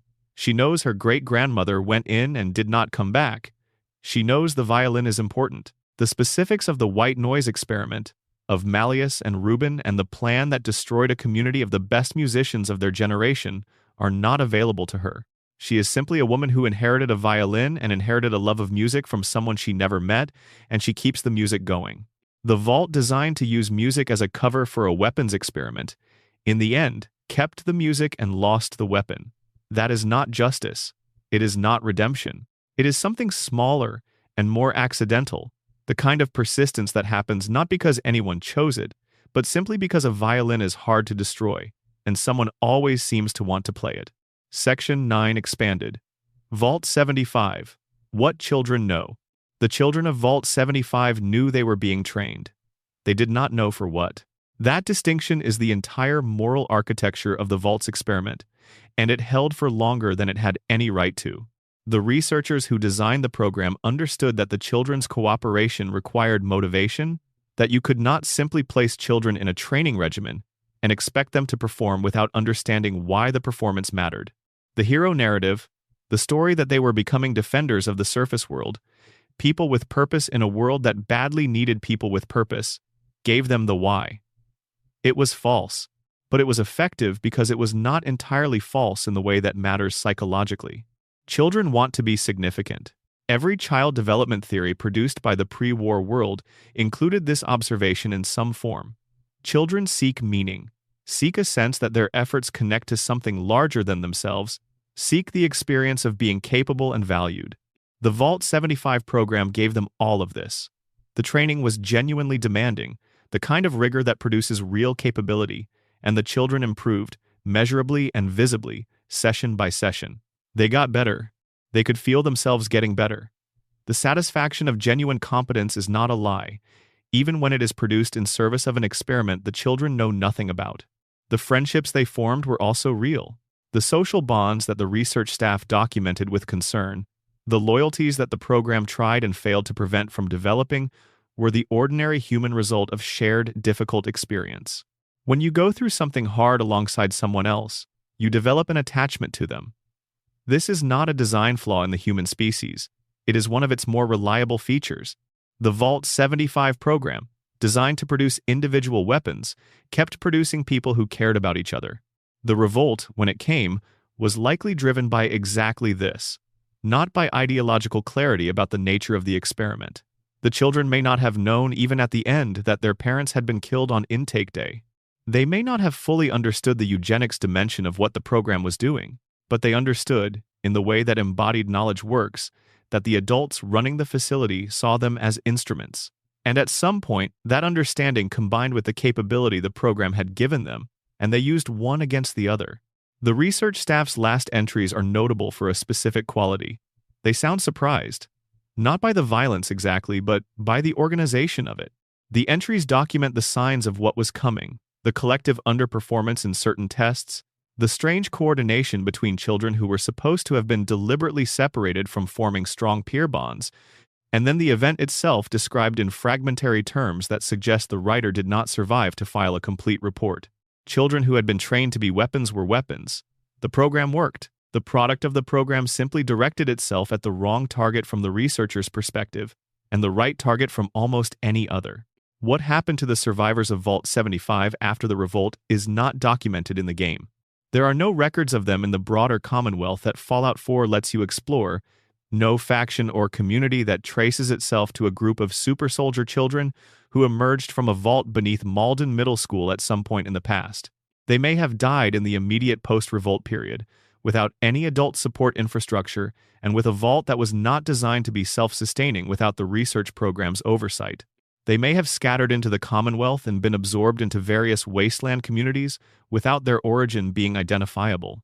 The game leaves them as a missing piece, present in the evidence of the revolt and absent from any subsequent record.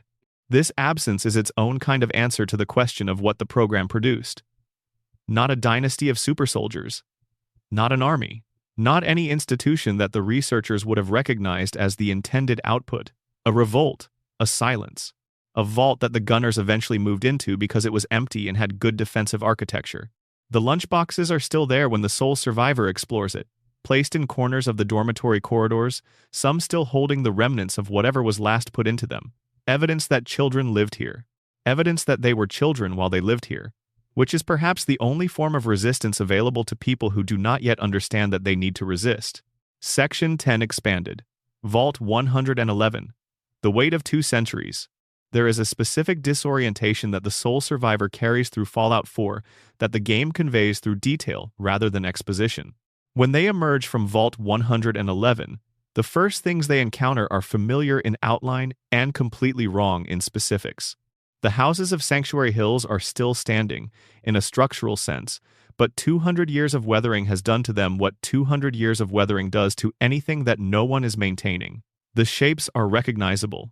The sole survivor knows this neighborhood. They lived here. The gap between the shape they remember and the ruin they can see is not a gradual discovery. It is immediate, total, and non-negotiable. The dog meat, is there. Or a dog meat, the game's logic allowing that a dog with this coloring and this disposition would find this place even without specific memory of the person who used to live there. The dog does not know the sole survivor. The sole survivor does not know the dog. But the dog is friendly, and in the specific landscape of Fallout 4's opening hour, friendly is enough. The world the sole survivor walks into is not hostile to them in any personal sense. The wasteland does not know they existed. It has no investment in their previous life, or their grief, or their 2 centuries of enforced unconsciousness. The wasteland is simply the wasteland, doing what wastelands do, and the sole survivor has to find their footing in it with the same tools available to everyone else, the same resources of personal capability and social intelligence, and willingness to engage with a world that does not care about their losses. What makes this premise interesting beyond its narrative function is what it says about the relationship between identity and time. The sole survivor went into the vault with a complete life.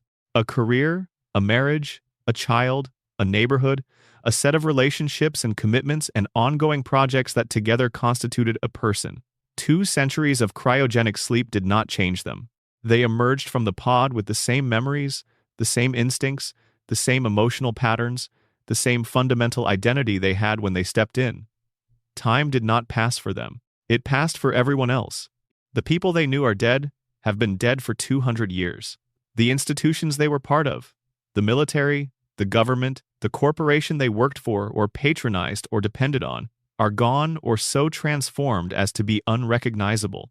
The moral and political landscape they knew, the Cold War logic of pre-war America, the particular anxieties and certainties of a society that understood itself as being in conflict with China and running out of oil, that landscape has been replaced by something entirely different.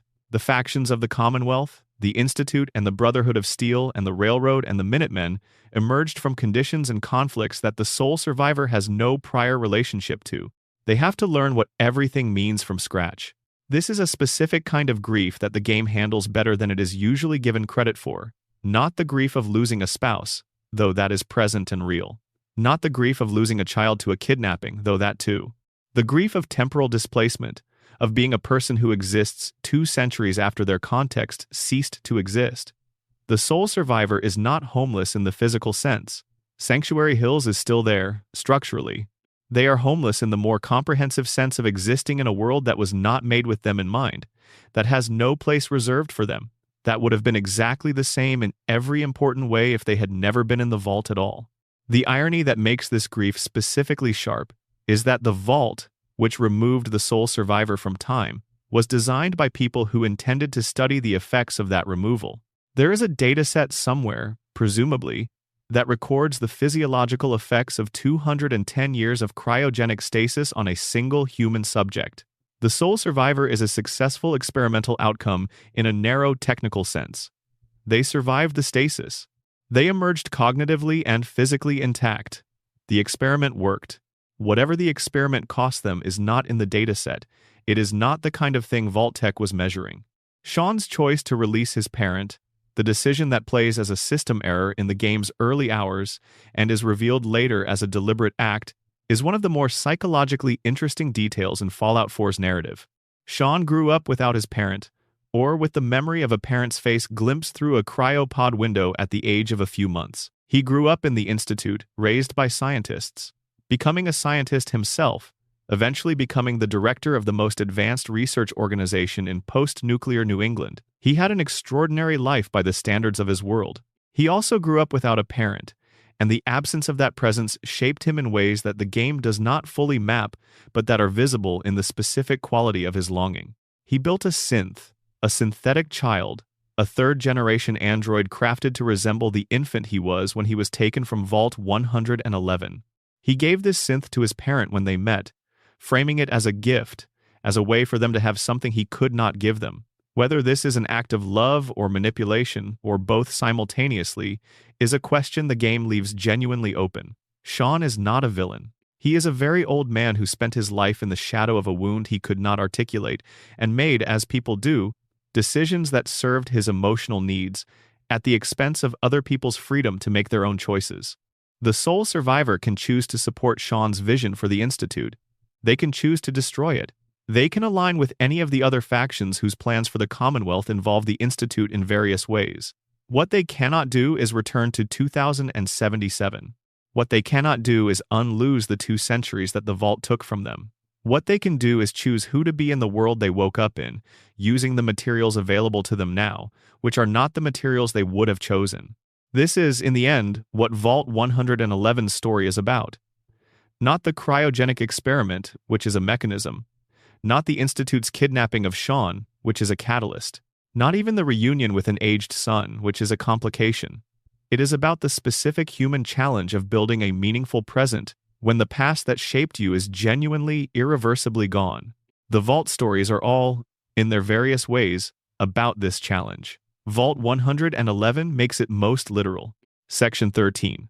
The strange vault's outliers, oddities, and the experiments that defy category. Not every vault runs a clean experiment. Some of them seem to have been designed by people whose relationship to the experimental framework was more creative than systematic. Some appear to be the products of specific corporate interests that had nothing to do with the Enclave's governance data requirements and everything to do with whoever happened to have the most influence in that particular boardroom meeting. Some are simply strange in ways that resist easy categorization, that feel less like controlled social research and more like someone had a very specific idea and enough institutional authority to make it happen. Vault 34, which we touched on briefly in the New Vegas section, is worth returning to in more detail. The experiment, as stated, was about whether an overpopulated and overarmed community could govern itself without descending into violence. This is a reasonable enough social science question in principle. The specific parameters chosen to test it, population density high enough to create genuine resource stress, weapons availability high enough to make conflict immediately lethal, were designed to maximize the clarity of the result. If you want to know whether people will use weapons to resolve resource conflicts, give them weapons and create resource conflicts. The result in Vault 34 was not subtle. The Vault's population divided into factions, organized around access to the armory, and those factions eventually went to war in the way that factions with access to military-grade weapons do when they go to war. The Vault's reactor was damaged in the fighting, which produced a radiation crisis on top of the political crisis, which accelerated the Vault's collapse dramatically. The survivors who made it out of Vault 34 became the Boomers, and everything about the Boomers, their extreme hostility to strangers, their worship of explosive weaponry, their total self-sufficiency as a matter of survival strategy rather than ideology, is legible as the culture produced by the specific failure of the Vault they came from. The Boomers at Nellis Air Force Base are, in this reading, not simply a quirky faction in the Mojave. They are the living outcome of an experiment, people whose entire cultural orientation was shaped by the specific conditions of their Vault. Their suspicion of anyone who approaches their perimeter is not paranoia. It is institutional memory. In Vault 34, people who came towards you were trying to take something from you or take you out of competition for what they wanted. The perimeter of Nellis Air Force Base is Vault 34's airlock, scaled up to a former military base, maintained with artillery rather than blast doors. Vault 15 in the California region is another experiment in deliberate social division, and its outcomes were considerably more varied. The Vault was populated by selecting residents specifically for ideological and cultural diversity, people from different political backgrounds, different ethnic communities, different economic classes, different regions of the country. The experiment was explicitly about whether a deliberately heterogeneous community could develop a shared culture and stable social organization under the pressures of Vault life. The Vault did not produce a stable shared culture. It produced 4 distinct factions that eventually couldn't coexist and left the Vault separately, going different directions in the California wasteland. One of these factions became the New California Republic, the most successful democratic institution in the post-nuclear Western United States, a sprawling and imperfect attempt to rebuild something like a functioning civilization across a large geographic area. Another became the Great Khans, a raider gang whose nomadic culture and internal hierarchy represents a completely different answer to the same question of how human communities organize in the absence of institutional infrastructure. Vault 15 thus produced, from a single experimental population, both the strongest argument for democratic governance in the Fallout West and one of its most persistent threats to that governance. The Vault that was trying to learn whether diverse communities could cohere instead learned something different.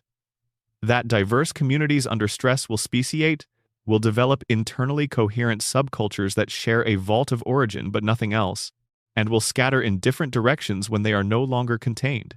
Vault 112, in the Capital Wasteland, takes the experimental framework into territory that Fallout 3 treats with a particular mix of horror and dark comedy. The Vault's residents were placed in a state of suspended animation and connected to a virtual reality simulation called Tranquility Lane, a recreation of a 1950s American suburb rendered in the soft-edged aesthetic of mid-century nostalgia. The residents live in Tranquility Lane in a perpetual loop. They know at some level that they are in a simulation. This knowledge is part of the design. The simulation is controlled by a man named Dr. Stanislaus Braun, who is also its prisoner in a specific sense. Braun is the vault's overseer and the designer of the Tranquility Lane system, and he has been living inside it for 200 years, running the simulation on his residents as his private entertainment. He kills them, repeatedly. He resets them. He constructs scenarios for his own amusement, placing them in situations designed to produce suffering, and then erases their memories of those situations and starts again. His residents cannot die permanently. Braun simply resets them. But they can experience death, and fear, and pain, and Braun has had 2 centuries to develop increasingly specific scenarios. The lone wanderer enters Tranquility Lane through a connection pod in the vault and discovers Braun's arrangements. He offers them a series of tasks in the simulation, tasks that involve causing suffering to specific residents, implying that completion will allow the wanderer to access the code needed to free the vault's population. The specific ethical choices this forces on the player, and the specific way that Braun's framing attempts to make cruelty feel like the pragmatic option, are designed to mirror what the vault's experiment does to its residents. There is an alternative path through Tranquility Lane that involves finding a fail-safe Braun left in the simulation's code, presumably in some moment of earlier conscience, a mechanism that triggers all of the simulation's resident AI hostiles to activate simultaneously, killing all of the real residents. This sounds terrible and is genuinely terrible, but the game presents it as mercy, as ending 2 centuries of Braun's games by giving the residents a final death they will not be reset from. Whether it is actually mercy depends on whether you believe that death is better than an eternal loop of engineered suffering, which is a question the game does not answer. Braun himself, in the simulation's architecture, is essentially untouchable. He can be inconvenienced. He cannot be harmed in any way that sticks. He has designed his own environment. He is its god and its prisoner simultaneously, which is perhaps the most complete statement of what happens when someone is given total control over other people's reality with no mechanism of accountability. Vault 106 in the Capital Wasteland ran what might be the most physiologically direct experiment in the series. Psychoactive drugs were introduced into the vault's air supply, not as a one-time event but as a sustained environmental condition. The residents of Vault 106 were chemically altered, continuously and involuntarily, for an extended period. The drugs appear to have been designed to reduce inhibitions and increase suggestibility while producing significant paranoid effects. When the lone wanderer finds Vault 106, the remaining inhabitants are hostile in a way that is distinct from most Vault creatures. They are human, they have some remnant of social structure, but their behavior is disorganized in a specific way, simultaneously aggressive and paranoid, the specific profile you would expect from a population that has been continuously dosed with a combination of stimulants and dissociatives for generations. They are not feral. They are chemically altered. The distinction matters for how you read what you find there. These are not people who chose violence. They are people who were denied the neurochemical infrastructure for any other choice. Vault 77, the Puppet Vault, deserves more attention than it usually receives in discussions of vault lore. The experiment, if it can be called that, put a single man in a vault with a palette of puppets and no other inhabitants. The notepad that preserves his journal is found in a random location in the Capital Wasteland, presumably carried out by the man when he eventually left. The journal spans a significant period and covers, in a register that shifts between dry comedy and genuine distress, his construction of an entire social world among the puppets. He names them. He develops their personalities. He assigns them roles and relationships and backstories. He argues with them. He has them argue with each other. He records these arguments with the same commitment to narrative detail that a fiction writer applies to dialogue between characters. The puppet who is his antagonist has specific opinions and specific flaws that produce specific conflicts, and the man documents those conflicts and their resolutions with genuine investment in how they turn out. Then there is a period of silence in the journal, a gap, and then an entry that describes him deciding to leave. He does not explain the decision in the entry. He simply notes that he is going, and that he will not be taking the puppets, and that he hopes whoever finds the vault and finds the puppets treats them decently. The vault that contained him was designed to study isolation. What it produced was a man who spent years developing an extremely elaborate internal world and then chose to return to the external one. The puppets presumably remain in Vault 77. The man is somewhere in the capital wasteland. The social world he built is gone, existing now only in the journal he carried out, preserved in writing the way things are preserved when the person who created them wants them to survive their departure. Section 14. The Overseer Problem, What It Does to a Person. Every vault had an overseer. Every overseer who ran an experimental vault had the same fundamental problem. They knew. The problem of knowing, in the specific context of the vault system, is not primarily epistemic. The overseer did not know more than anyone else about external events or the state of the world. What they knew was internal, about the nature of the space they governed and the purpose it served. They knew the experiment. They knew the deception on which the experiment depended. And they knew, from the moment they took the role, that their job was to sustain that deception indefinitely, to maintain the conditions of the experiment, and to report to an authority structure that had ceased to exist before most of them were old enough to have settled into the role. The overseers who were planted pre-war, who arrived in the vault as Vault Tech operatives from the first day, had at least one advantage over those who came after. They chose the role, more or less.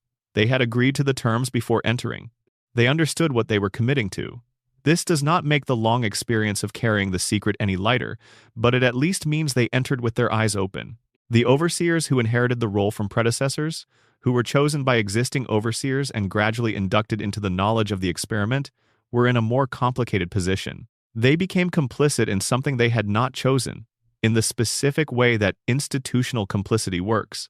The decision was made before them. The structure already existed. The alternative to maintaining it was unclear, and the social fabric of the vault had been organized around the deception for long enough that dismantling the deception would have required dismantling everything built on it.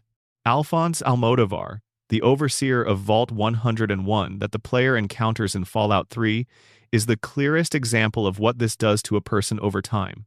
He is not a monster. He is not, in any individual moment, acting from cruelty. He is acting from a combination of institutional loyalty and genuine fear. Fear of what the experiment ending will mean for the only world his community has ever known. When he becomes violent in response to James's departure and the lone wanderer's escape, he is not violence for its own sake. He is a man whose entire framework for understanding his role and his community's safety is built on the vault staying closed, and the vault has just opened. And he does not know what to do with that except apply the tools he has. The tools he has are authority and security personnel. He applies them badly, in ways that produce more destabilization rather than less, because the problem he is facing is not one that authority and security can solve. You cannot close a community that has seen the outside and told its members the outside was impossible. You cannot unring that bell. Almodovar's tragedy, if it can be called that, is that his entire role prepared him to maintain a stable situation, and the situation has ceased to be stable in a way that his role provides no tools for addressing. The overseers who actually got it right are vanishingly rare in Vault lore. Olivette of Vault 81 is one. She took the knowledge of what was being done to her community and used it to protect her community rather than to execute the plan she had been given. This is not the expected behavior of someone placed in a position of institutional authority and given sealed instructions. It is the expected behavior of someone whose moral commitments to the people around them were stronger than their institutional commitments to the people who appointed them. What made Olivette different from Almodovar, or from the overseers of Vault 11 who maintained the sacrifice system, or from Richard Rubin of Vault 92 who ran the white noise experiment faithfully until there was no one left to experiment on, is not obvious from the records. The records do not give us Olivette's interior life. We have only her decisions and their outcomes. But the decisions are clear. She was given a plan that required using people as test subjects without their consent, and she refused to implement it, and she buried the evidence of the refusal so thoroughly that 2 centuries later, there was no record of the alternative plan at all. The overseer system as Vault Tech designed, it was built to ensure compliance. Selected operatives, sealed instructions, authority structures that made the overseer's word essentially law within the vault, the system worked most of the time. The number of overseers who made Olivette's choice, who used their authority to protect their population from the experiment rather than to run it, appears to have been small. But the existence of even a few suggests that the selection process, whatever its criteria, was not perfectly calibrated to produce the unquestioning executors the system required. There is something worth sitting with in that failure. Vault-Tec selected overseers from among the most capable administrators and most reliable institutional loyalists it could find. It gave them sealed instructions and authority structures designed to ensure those instructions were carried out, and some of the people it selected made choices that the selection process was designed to prevent. Some of them looked at what they had been asked to do and decided they would not do it. The institutions were designed to produce overseers who would maintain the experiments. What they sometimes produced instead was people, with all the unpredictability that word implies. Section 15. Reading the terminals: how vault stories are actually told. The Fallout games tell vault stories in a specific way that is worth examining directly, because the method shapes what the stories can say. The terminal entry is the primary narrative unit. When you approach a terminal in a vault and press the activation prompt, you get a menu of files, each containing a log entry or a report or a formal communication from someone who was in this place at some point in the past.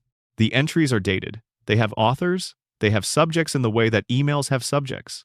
They are formatted as workplace documents, as the digital equivalent of the memos and reports and administrative correspondence that accumulate in any organization over time. This is a very specific kind of primary source. It is not a story told for an audience. It is documentation produced in the moment for functional purposes, preserved by accident rather than intention, read by someone who was not the intended audience. The entries were written by Vault residents and staff communicating within the system they all shared, not written for the lone wanderer or the courier or the sole survivor who would find them generations later. This gives them a quality that formal historical narrative lacks, the quality of things said without awareness of being watched. When an overseer's log entry becomes more terse and compressed over a period of weeks, you are reading evidence of stress rather than a deliberate stylistic choice. When a resident documents a conflict with another resident in terms that are carefully diplomatic on the surface and clearly furious underneath, you are reading the gap between institutional communication norms and actual emotional state. When a scientist notes a positive experimental result in the same flat register they use to note a colleague's death, you are reading the limits of what professional language can contain. The terminals also do something that conventional storytelling does not. They leave gaps. The record of Vault 11 does not tell you what Catherine Stone felt when her husband was sacrificed.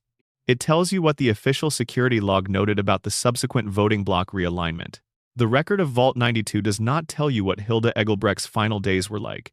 It tells you that she stopped appearing in the recording logs. The gaps are not failures of narrative. They are the shape of the historical record, which always contains more absence than presence. Learning to read Vault terminal entries well means learning to read the gaps as much as the text. When someone stops writing, something happened. When the administrative register suddenly becomes terse or disappears entirely, that is information. When a report that was previously routine suddenly includes language that slips out of the administrative register into something more personal, that is information too. This is why Vault lore rewards slow reading. The stories are not straightforwardly told. They are assembled from fragments, from the adjacency of entries, from what is present next to what is absent. The player who finds Catherine Stone's final political maneuver, documented in a tone of clinical admiration, and then looks at the subsequent election results, and then looks at the sacrifice chamber's occupancy records, is assembling a story from 3 separate documents that were never intended to be read together. The Fallout games trust their players to do this work. They trust that the person pressing the terminal buttons in Vault after Vault will bring enough patience and enough interpretive intelligence to the fragments to reconstruct something meaningful from them. This trust is, in its way, one of the more respectful things the games do. They do not over-explain. They do not hold your hand through the historical record. They give you the documents and let you be the historian. The result, when it works, is an experience of discovery that feels qualitatively different from following a narrative someone has laid out for you. The Vault stories are not told to you. They are found by you, and what you find in them is shaped by what you bring to the reading, your patience, your interpretive habits, your willingness to sit with a fragment of dialogue that implies more than it states and work out what that implication means. This is, arguably, the most honest representation of how history actually works. History is not told by people who know the complete story. It is assembled by researchers who have partial records and incomplete evidence and must reason carefully about what the gaps contain. The vault terminals are a very faithful simulation of this process, compressed and dramatized for a video game context, but essentially accurate in how they represent the relationship between documents and the past they came from. Section 16. Why the vaults still matter. The stories as mirror. There is a question worth asking at the end of a long journey through vault lore. Why do these stories have the hold they do? The Fallout games are not the only post-apocalyptic fiction in the world. They are not even the only post-apocalyptic fiction that uses sealed underground environments as a narrative setting. The genre has a long history, and there are good arguments to be made for various other works as more sophisticated, more literary, more politically rigorous than the Fallout series.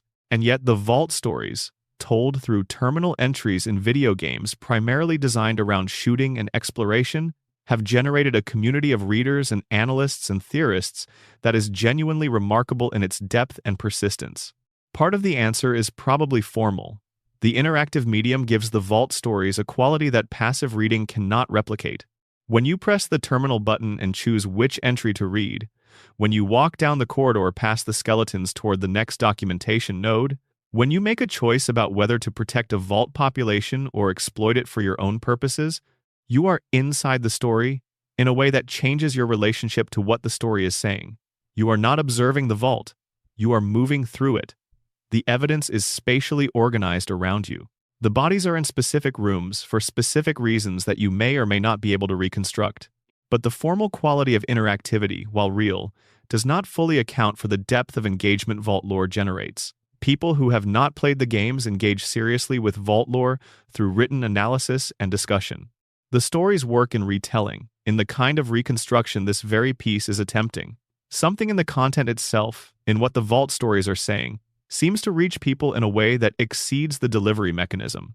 I think what that something is recognition. The vault stories are about what institutions do to people. They are about the gap between what institutions claim to be and what they actually are. They are about authority that maintains itself through the management of information, through the cultivation of dependence, through the design of environments that make alternatives seem impossible. And they are about people who find, within these conditions, the various ways that human beings find, through patience, through intelligence, through love, through accident, through the refusal that comes when there is simply nothing left to lose. These are not experiences that belong only to a post-apocalyptic setting. They are experiences that have existed everywhere that institutions have existed, which is everywhere and always. The specific horror of the vault system, the particular cruelty of using people as experimental subjects without their knowledge or consent, is a horror that has real-world parallels too specific and too recent to require naming. The vault experiment was not invented for Fallout. It was extrapolated from a long history of real institutional practice, from the various times in actual human history when people with institutional authority have decided that their research questions or their strategic interests, or their abstract ideological goals justified treating other people as means rather than ends. The Fallout series is science fiction, set in a world that never was, in a future that will not happen. The vault stories are not predictions. They are not warnings in the direct sense of telling you that underground bunkers designed to run social experiments are coming. They are something more like thought experiments, extended and dramatized and made interactive, about the logic of institutions and the people inside them. The thought experiment goes like this. What if you took the logic of institutional authority, the actual existing logic of how organizations that hold power over people operate, and you applied it in a context stripped of the normal moderating factors? No public oversight, no external accountability, no possibility of exit, no competing institutions to appeal to? What would that logic produce, run to its conclusion? The vault stories are the answer, not a single answer, because the variables that differ between vaults produce different conclusions, but a set of answers, a range of outcomes that together map the territory of what institutional authority unmoderated by accountability can become. Some of the territory is outright horror. Vault 87 producing super mutants. Vault 92 destroying a community of musicians. Vault 75 murdering parents and farming children for genetic material. These are the extremes, the places where the institutional logic ran to its furthest conclusions. Some of the territory is tragedy. Vault 11's community sustaining an institutionalized murder system for decades before anyone refused. Vault 101's population, discovering too late that their sealed world was constructed. These are the places where the institutional logic was not extreme in individual moments, but accumulated into something that became enormous. Some of the territory is something smaller and more complicated. Vault 21 running its gambling society successfully for 200 years, and then losing it to Mr. House's superior understanding of its own rules. Vault 81's hidden wing, producing a cure that no one intended. Vault 77's single resident, constructing an interior world rich enough to live in for years. These are the places where the institutional logic was either benign enough to produce something functional, or where individual human ingenuity found a way to live inside it that the institution had not anticipated.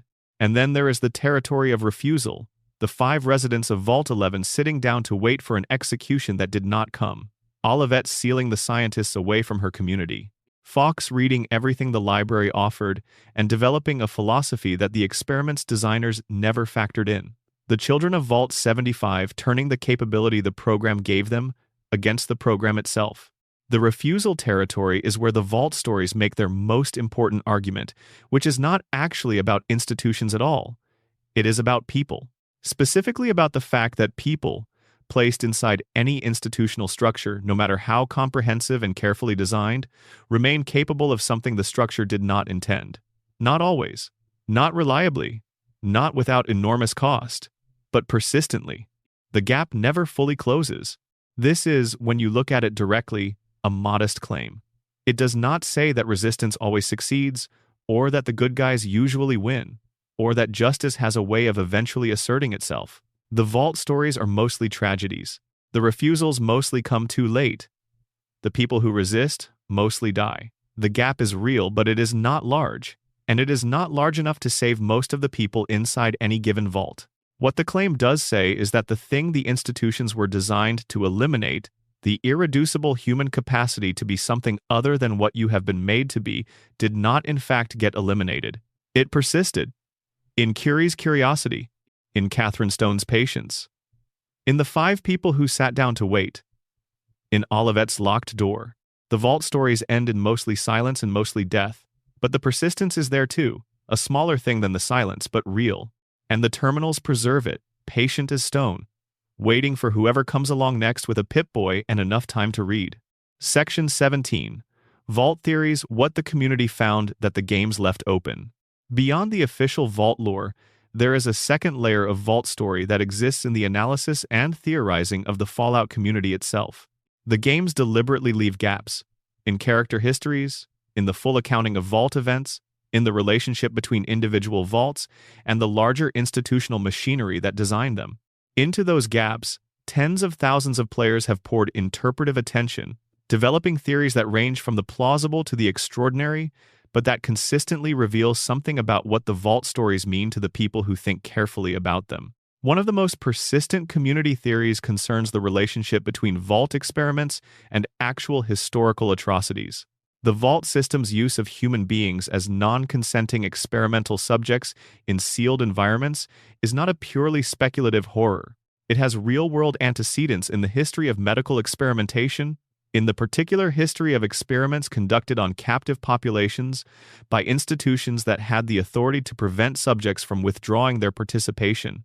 The Fallout games never make these parallels explicit, but the community has mapped them in detail, noting the structural similarities between specific Vault experiments and specific historical programs, with a seriousness that suggests the games mean to be engaged with on this level, even if they do not say so directly. The theory that Vault Tech deliberately started the Great War, confirmed in the TV series and strongly implied in game lore, has generated enormous interpretive energy. If the company that built the shelters was also the company that created the need for shelters, the entire ethical framework of the Vault system shifts. The Vaults are not a misguided response to an external catastrophe. They are part of the catastrophe itself, a mechanism of control that begins before the bombs fall and was always intended to continue after them. The residents who went into the Vaults believing they were being saved were, in this reading, being managed from the moment they signed the enrollment forms. This reading makes the Vault stories considerably darker than a reading where the experiments were simply an opportunistic use of a genuine shelter infrastructure. In the opportunistic reading, the vaults were built for survival and then co-opted for research. In the deliberate reading, the research was always the point, and the survival was always the cover story. The difference matters for how you understand the moral responsibility of the overseers, who were always working for an institution that had decided, at the highest levels, that the survival of the experimental subjects was not the goal. Community analysis of specific vault terminal entries has also produced a number of readings that complicate the official summaries. The Catherine Stone entries in Vault 11, for example, have been read by some community members as evidence that she was not simply enacting personal revenge, but was engaged in a systematic attempt to destabilize the voting block system, to make the system's violence so visible and so traceable that the community would be forced to confront what it was doing. On this reading, Catherine Stone was not a vengeful widow navigating a murderous system with exceptional skill. She was a political actor attempting to reform the system through the only tools available to her, which happened to be the system's own murderous logic.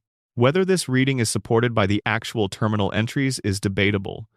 The entries do not give us Catherine's stated motivations. We have only her actions and their outcomes.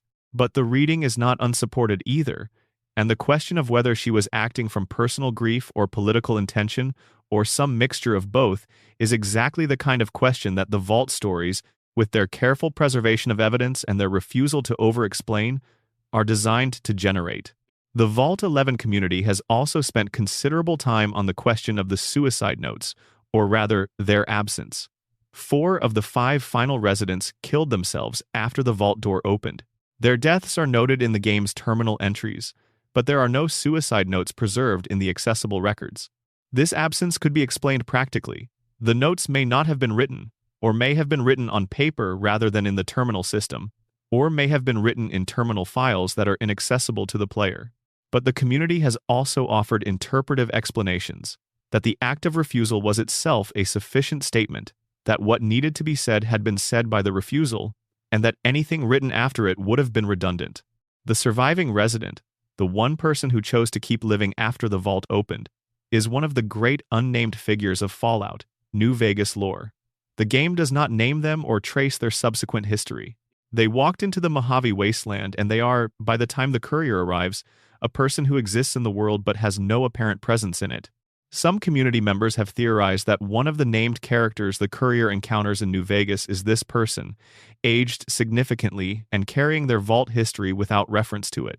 None of these theories can be confirmed with the available evidence, but they reflect a genuine curiosity about what happens to the people who come out the other side of vault stories, who carry the full weight of what their vault was and somehow go on.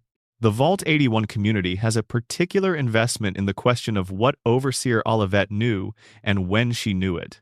The sealed instructions she received from Vault-Tec describe the experiment in clinical terms, and the terminals document her access to those instructions. But the gap between reading the instructions and deciding not to implement them is a moral gap as much as a practical one, and the community has theorized extensively about what that decision process looked like. Some readings emphasize her relationship with specific residents, suggesting she could not implement an experiment that required using people she had come to care about as test subjects. Other readings emphasize her scientific training, suggesting she recognized the methodological problems with the proposed research. Still others suggest simply that the instructions, read in the context of a sealed vault with a real community around her, became impossible in a way they had not been before the vault closed. All of these readings are plausible. None can be confirmed. This is the nature of the gaps the games leave, and the nature of the reading they invite. Careful, uncertain, genuinely engaged with the human questions that the evidence raises without answering. The Fallout community's engagement with vault lore is, in its way, one of the more remarkable instances of collaborative historical analysis applied to fictional material. Hundreds of thousands of players have spent millions of collective hours thinking carefully about the specific evidence of specific vault histories, developing interpretive frameworks, arguing about readings, producing analysis that treats the game's fictional historical record with the seriousness that actual historians bring to actual archives. The result is a body of secondary literature distributed across forums and wikis and video essays and fan fiction and academic game studies work that is larger and in some ways richer than what any individual playthrough could access. The vaults generate this response because they reward it. They are designed to be read carefully, to produce different results and different readings, to support interpretations that go beyond what is explicitly stated. They are designed as archives rather than as narratives, as evidence rather than as stories, and the community has responded by reading them as archives and engaging with them as evidence. This is, finally, the most interesting thing about the Vault stories as a body of work. They trust the reader. They create conditions for serious engagement and then step back and let the engagement happen. They do not over-explain. They do not resolve the ambiguities. They leave the gaps and they leave the terminals and they leave you in the corridor between them, with a Pip-Boy and the patience to keep reading. What you find in the vaults depends on what you bring to them. The evidence is the same for everyone. The story you assemble from it is yours. Section 18. The deeper architecture Vault-Tech's quiet legacy on the surface. The vaults shaped the wasteland in ways that most people living in the wasteland do not recognize as vault-shaped. This is one of the more interesting implications of the vault lore taken as a whole. The experiments ran for decades in sealed environments, and then they opened, and the populations they had produced emerged into a world that had been developing without them. And those populations brought their vault experiences with them. Their cultures, their traumas, their specific adaptations to the conditions they had been living in became inputs into the larger wasteland social ecology. The boomers from Vault 34 are an example we have touched on, but the same logic applies across the wasteland in ways that are sometimes explicit and sometimes only visible if you look for the vault origin behind a faction's particular character. The New California Republic, the most ambitious attempt at democratic governance in the post-nuclear West, traces its origins to Vault 15's deliberately heterogeneous population, the NCR's commitment to democratic representation, its preference for institutional structure over tribal hierarchy, its uneasy relationship with the militarism that its expansion requires. All of these characteristics are legible as the specific output of a community that was designed around ideological diversity and had to develop political processes capable of managing it. The followers of the apocalypse, a faction of scholars and medics dedicated to preserving and distributing knowledge and healthcare across the wasteland, has its origin in a pre-war organization, but its specific post-war character is shaped by the particular needs of a wasteland that had very little institutional knowledge remaining. The followers are, in a sense, the opposite of the vault system, where the vaults concentrated knowledge and kept it sealed. The followers move through the wasteland, distributing what they know to anyone who will use it. They represent one of the wasteland's responses to what the vault system did, though they were not designed as a response and may not understand themselves in those terms. The Institute in the Commonwealth, the most technologically advanced organization in the East, was founded by survivors of pre-war MIT and developed over 2 centuries in near total isolation from the surface world. Its advanced synthetic technology, its capacity for research that exceeds anything else in the wasteland, and its deeply problematic relationship with the surface population it views primarily as a research environment, are all recognizably vault-adjacent characteristics. The Institute did not come from a vault, but it developed in conditions that replicated many of the vault system's structural features: isolation, internal authority, research mandate, and a population of non-consenting subjects on the other side of its walls. The Brotherhood of Steel, whose East Coast chapter in Fallout 3 is led by Elder Lyons and is engaged in something closer to genuine humanitarian work than the main Brotherhood canon, draws its membership from a military tradition that predates the vaults but whose members often know more about vault history than ordinary wastelanders. The Brotherhood's interest in technology, including vault technology, means it has explored a number of vaults in the capital wasteland and has relationships with their contents that inform its decisions in ways the games only partially explore. What all of these organizations share is a post-vault character, a relationship to the specific landscape that the vault system produced. The wasteland's power structures emerged in a world that had been shaped by 2 centuries of experimental populations emerging from sealed environments with their particular cultural adaptations intact. The world the vaults were designed to study and eventually govern came instead to be shaped, in complicated and often unintended ways, by the vaults themselves and by what came out of them. Section 19. Vault 76, the one that was supposed to work. Vault 76 is an anomaly in the vault canon, and it is worth addressing directly because it represents a significant alternative to everything the other vaults embody.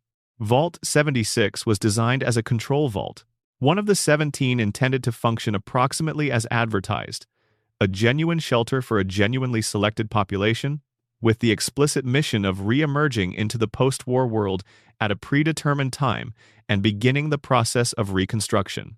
The vault's motto, Reclamation Day, was set for 25 years after the Great War, making it one of the earliest opening vaults in the system and positioning its population as the literal first generation of post-nuclear rebuilders. The population was selected for specific skills: engineers, scientists, agricultural experts, educators, medical professionals, people who collectively possessed the knowledge base needed to restart something like civilization from scratch, or at least from the specific scratch of Appalachian West Virginia. The vault systems were designed for this purpose. Its educational programs prepared residents for surface reintegration. Its resource allocation was built around the assumption of an eventual exit. Vault 76 opened on schedule. The residents emerged into Appalachia and began the process of rebuilding. This is where Fallout 76, the game set in 2102, approximately 25 years after the Great War, begins, with the player character as one of the last residents leaving Vault 76 to join their fellow vault dwellers in the Appalachian wasteland. What they find is that the other vault dwellers who emerged before them have been at work, and that work has been complicated in the specific ways that everything in the wasteland is complicated. The various plans laid in Vault 76 for how reconstruction would proceed have encountered the actual wasteland, which did not read the plans and does not operate according to their logic. The other vaults in Appalachia, the non-control vaults, have produced their own catastrophes that interact with Vault 76's reconstruction project in ways that the vault's designers did not anticipate.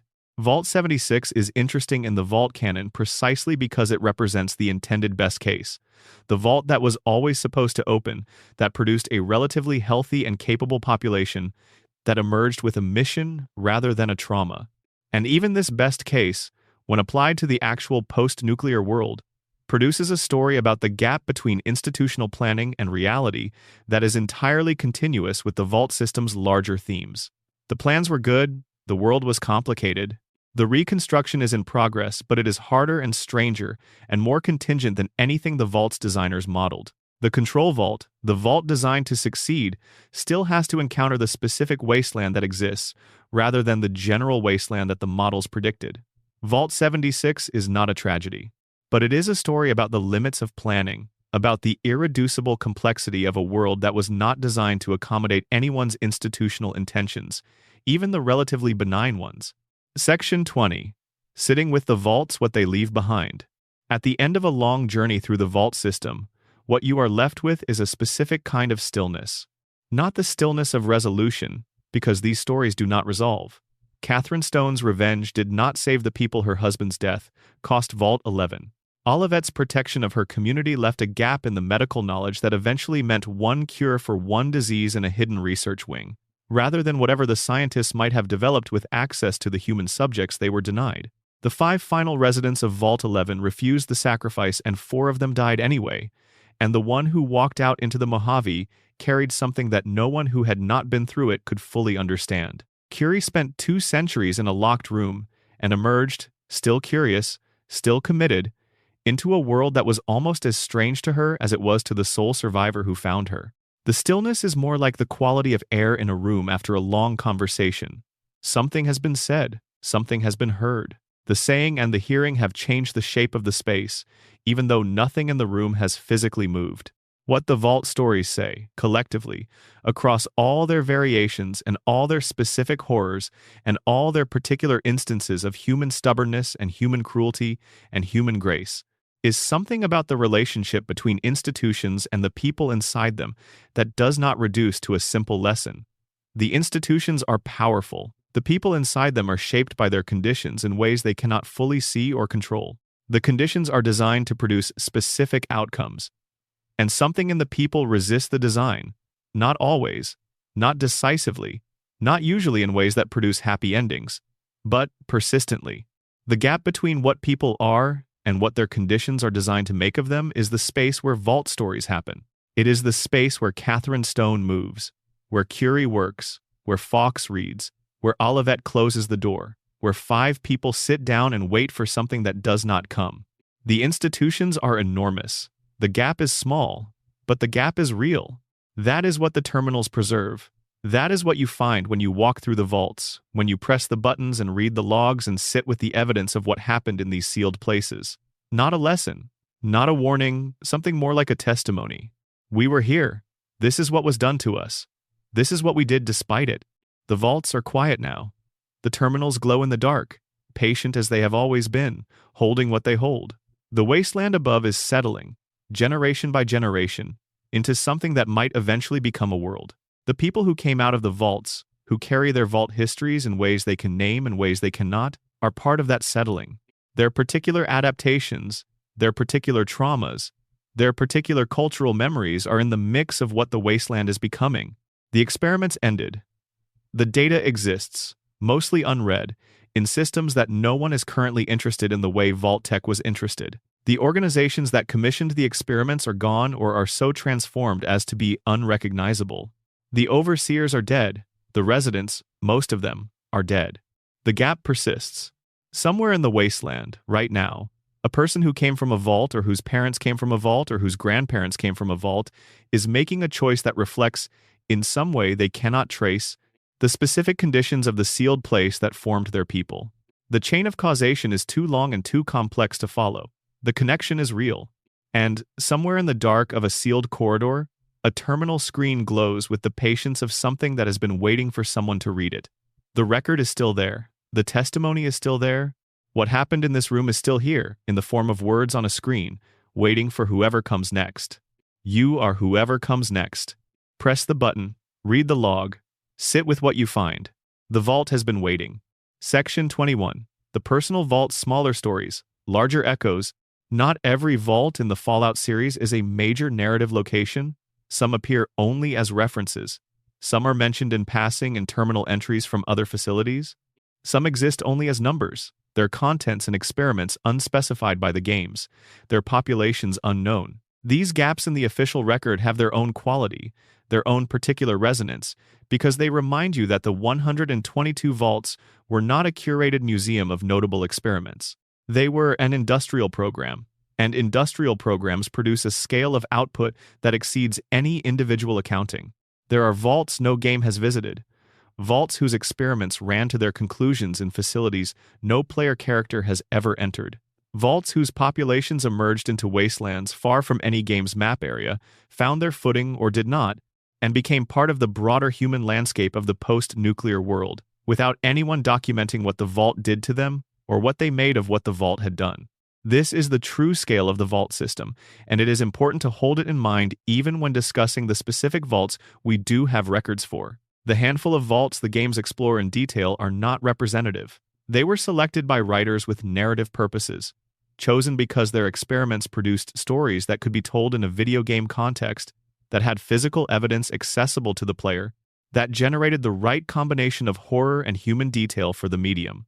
The vaults we know about are the ones where the terminal entries survived, where the physical layout was accessible, where the story was findable by someone with a Pip-Boy and enough time. The vaults we do not know about existed too.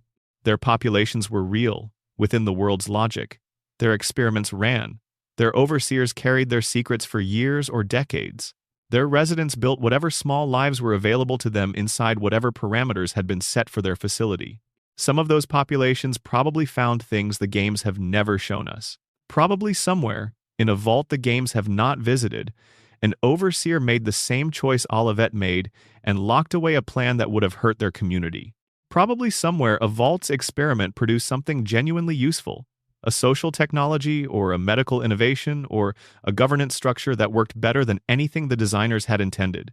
Probably somewhere, a vault's population found a way to be something the experiment had not anticipated, using the gap between what they were and what they were designed to be for something that the Enclave's governance data requirements had no category for. We do not know those stories. The games have not shown them to us. But the logic of the vault system makes them probable, because the logic of the vault system is one in which human beings are placed under controlled conditions and proceed, reliably, to be more than their conditions account for. That reliability operates at any scale. At 105 vaults, it produces multiple instances of refusal, of conscience, of unexpected grace. At whatever the true scale of the unvisited vaults is, it produces more. Vault 77's Man with His Puppets is a story that exists at the very smallest scale of the Vault experience. One person, alone, doing what a person does when they have time and limited materials and the specific human compulsion to make meaning from whatever is available. He made an entire social world from hand puppets. He wrote it down. He carried the record out with him when he left. This is not heroism. It is not resistance. It is simply the persistence of human creative need under extreme conditions of isolation, the insistence on making something from nothing, because making things is what people do. In the years since Fallout 3 was released, the man from Vault 77 has become a minor cult figure in the fan community. His notepad has been read and discussed and theorized about more than its brief text content would seem to warrant. Players find something in it that goes beyond its surface material. They find perhaps the most honest, small-scale version of what the vaults are ultimately about. What a person does when they are completely alone, when the entire world has been reduced to a single room and a crate of puppets, when the institutional structure that was supposed to define their purpose has disappeared and they are left with only themselves and whatever they can make of that. He made something. It was ridiculous and rich and genuinely his. And then he walked out and went back to the world and left the puppets behind. That is a vault story, small enough to hold in one hand, large enough to say something true about why people keep reading the terminal entries in all the others. The vaults are full of these small, true things, set among the larger horrors and the broader structural arguments about what institutions do to people. The coffee cup in Vault 11, the violin on the chair in Vault 92, the children's drawings in Vault 75, Curie's notebooks, filled with 2 centuries of careful observation, the wedding ring on the floor of Vault 111's cryogenic chamber. These details are not accidental. The writers who built these places understood that the large-scale horror needs small-scale humanity to land properly, that the structural critique of institutional authority needs specific individual people to be more than abstract. The details do that work. They say, here was a person. Here was what they left. Here is how small and how large a human life can be at the same time. The vaults preserve these traces, not because anyone intended them to be preserved, not because Vault Tech valued the humanity of its experimental subjects enough to honor their particular details, but because the traces were there, in the rooms, when the players arrived, and the terminals still had power, and the record was still readable. The record is still readable. That is the last thing to say about Vault lore, the thing that underlies all the specific stories. The record is still readable. The testimony is still there. Whatever was done in these places, and whatever people made of what was done to them, is still accessible to anyone patient enough to find the terminal and press the button and read. History does not always survive. Most of it does not. The vast majority of human experience leaves no record that any subsequent person can access. The Vault system, in its particular combination of sealed environments and preserved documentation, created conditions in which a specific kind of record survived. The administrative record of institutional atrocity, interrupted occasionally by the personal record of the people inside it. It is not a complete record. It is not even a fair record, in the sense of giving equal weight to all the people who passed through these places. The overseer's log is more legible than the resident's letter. The scientist's experimental notes survive better than the musician's diary. The gap between what happened and what was documented is enormous, and the gap between what was documented and what was preserved is enormous again. But what is there, is there. What persists, persists. And the vault, in the end, is the place where persistence is visible, where you can sit in the quiet of a sealed corridor and feel, in the glow of a terminal screen, the weight of what happened here and what people made of it, and what, despite everything, remained.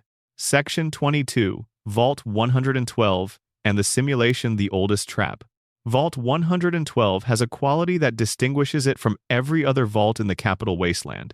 Its experiment never technically ended. The other vaults ran their experiments to some form of conclusion, defined by the collapse of the community inside, the exhaustion of the experimental parameters, or the eventual opening of the doors.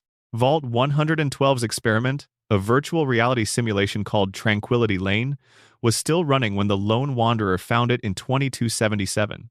It had been running continuously since 2077, 200 years of a continuous, active simulation. The simulation itself is a recreation of a 1950s American suburb. Manicured lawns, white fences, children playing in the street. The particular aesthetic of Americana that the pre-war Fallout universe is saturated with, rendered in slightly heightened colors, slightly softened edges, the world as a greeting card of itself. It is recognizable as a representation of safety and normality rather than as safety and normality themselves. The residents of Vault 112 are inside this simulation. They experience it as their reality. They know, at some level, that it is not real, because Dr. Stanislaus Braun, the Vault's overseer and the simulation's architect, has made sure they know, because knowing and being unable to act on the knowledge is part of the design. They are aware they are in a simulation, and they cannot leave the simulation, which is a more precise and more complete form of captivity than the physical confinement of other vaults. Physical walls can, theoretically, be breached.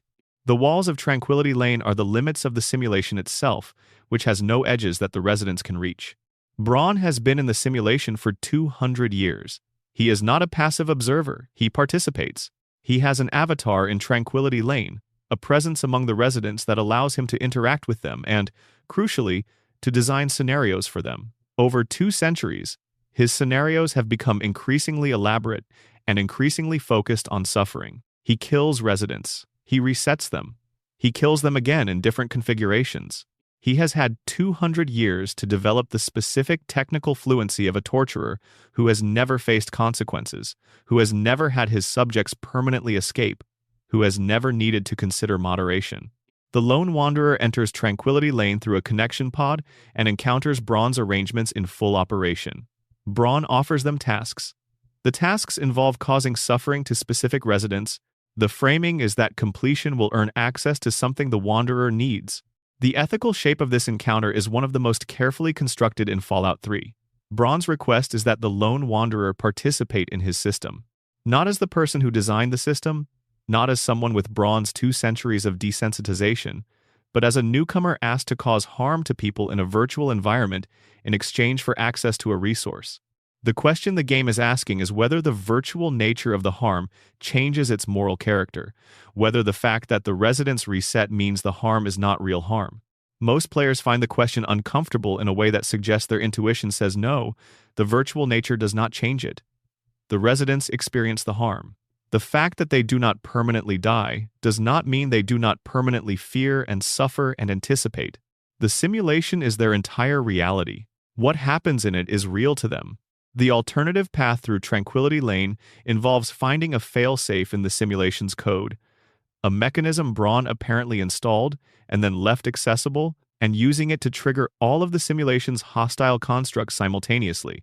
This kills all of the real residents in a single event. It is presented as mercy, as ending the cycle of endless death and reset by giving the residents a final death they cannot be brought back from. Braun's reaction to this outcome, if the Lone Wanderer chooses it, is indifference that shades toward mild interest. He has had 200 years to become detached from the residents as persons. They are, to him, assets in a simulation that he controls, and their permanent death is a logistical change rather than a moral event. He simply retreats further into the simulation's architecture, which was always primarily his own private universe. The residents of Vault 112 had no control over their situation from the moment the pods closed. They were placed in a virtual environment by a man who had been given total authority over them, and who had 2 centuries to discover what total authority, unmoderated by any accountability, does to a person. What it did to Braun is legible in Tranquility Lane's design.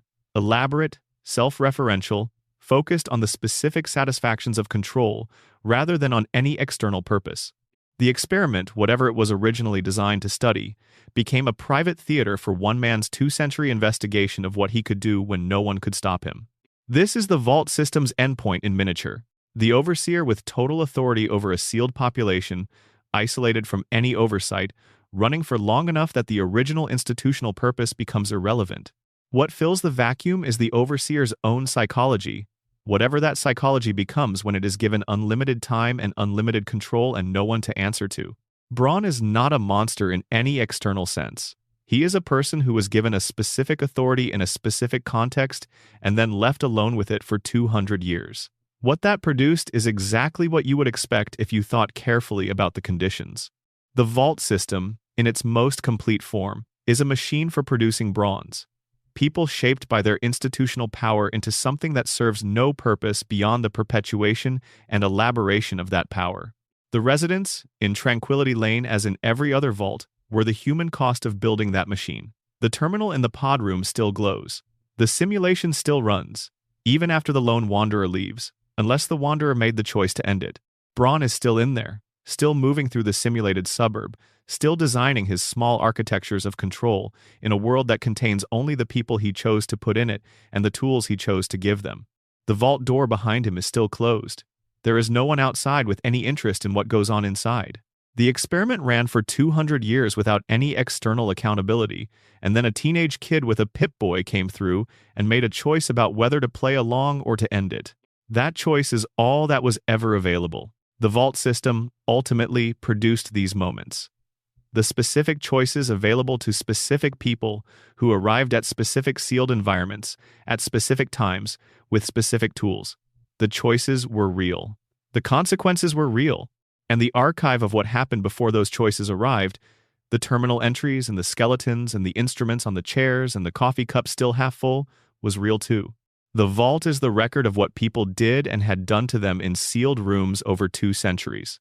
The record is the testimony. The testimony is, we were here. We were more than this. Some of us sometimes found a way to show it. Read the terminals. Sit with what you find.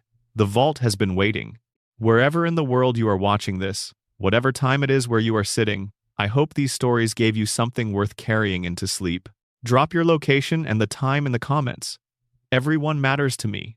If this is the kind of content you want to keep finding, subscribing means you will be there for the next journey into the lore. Rest well. The terminal keeps glowing.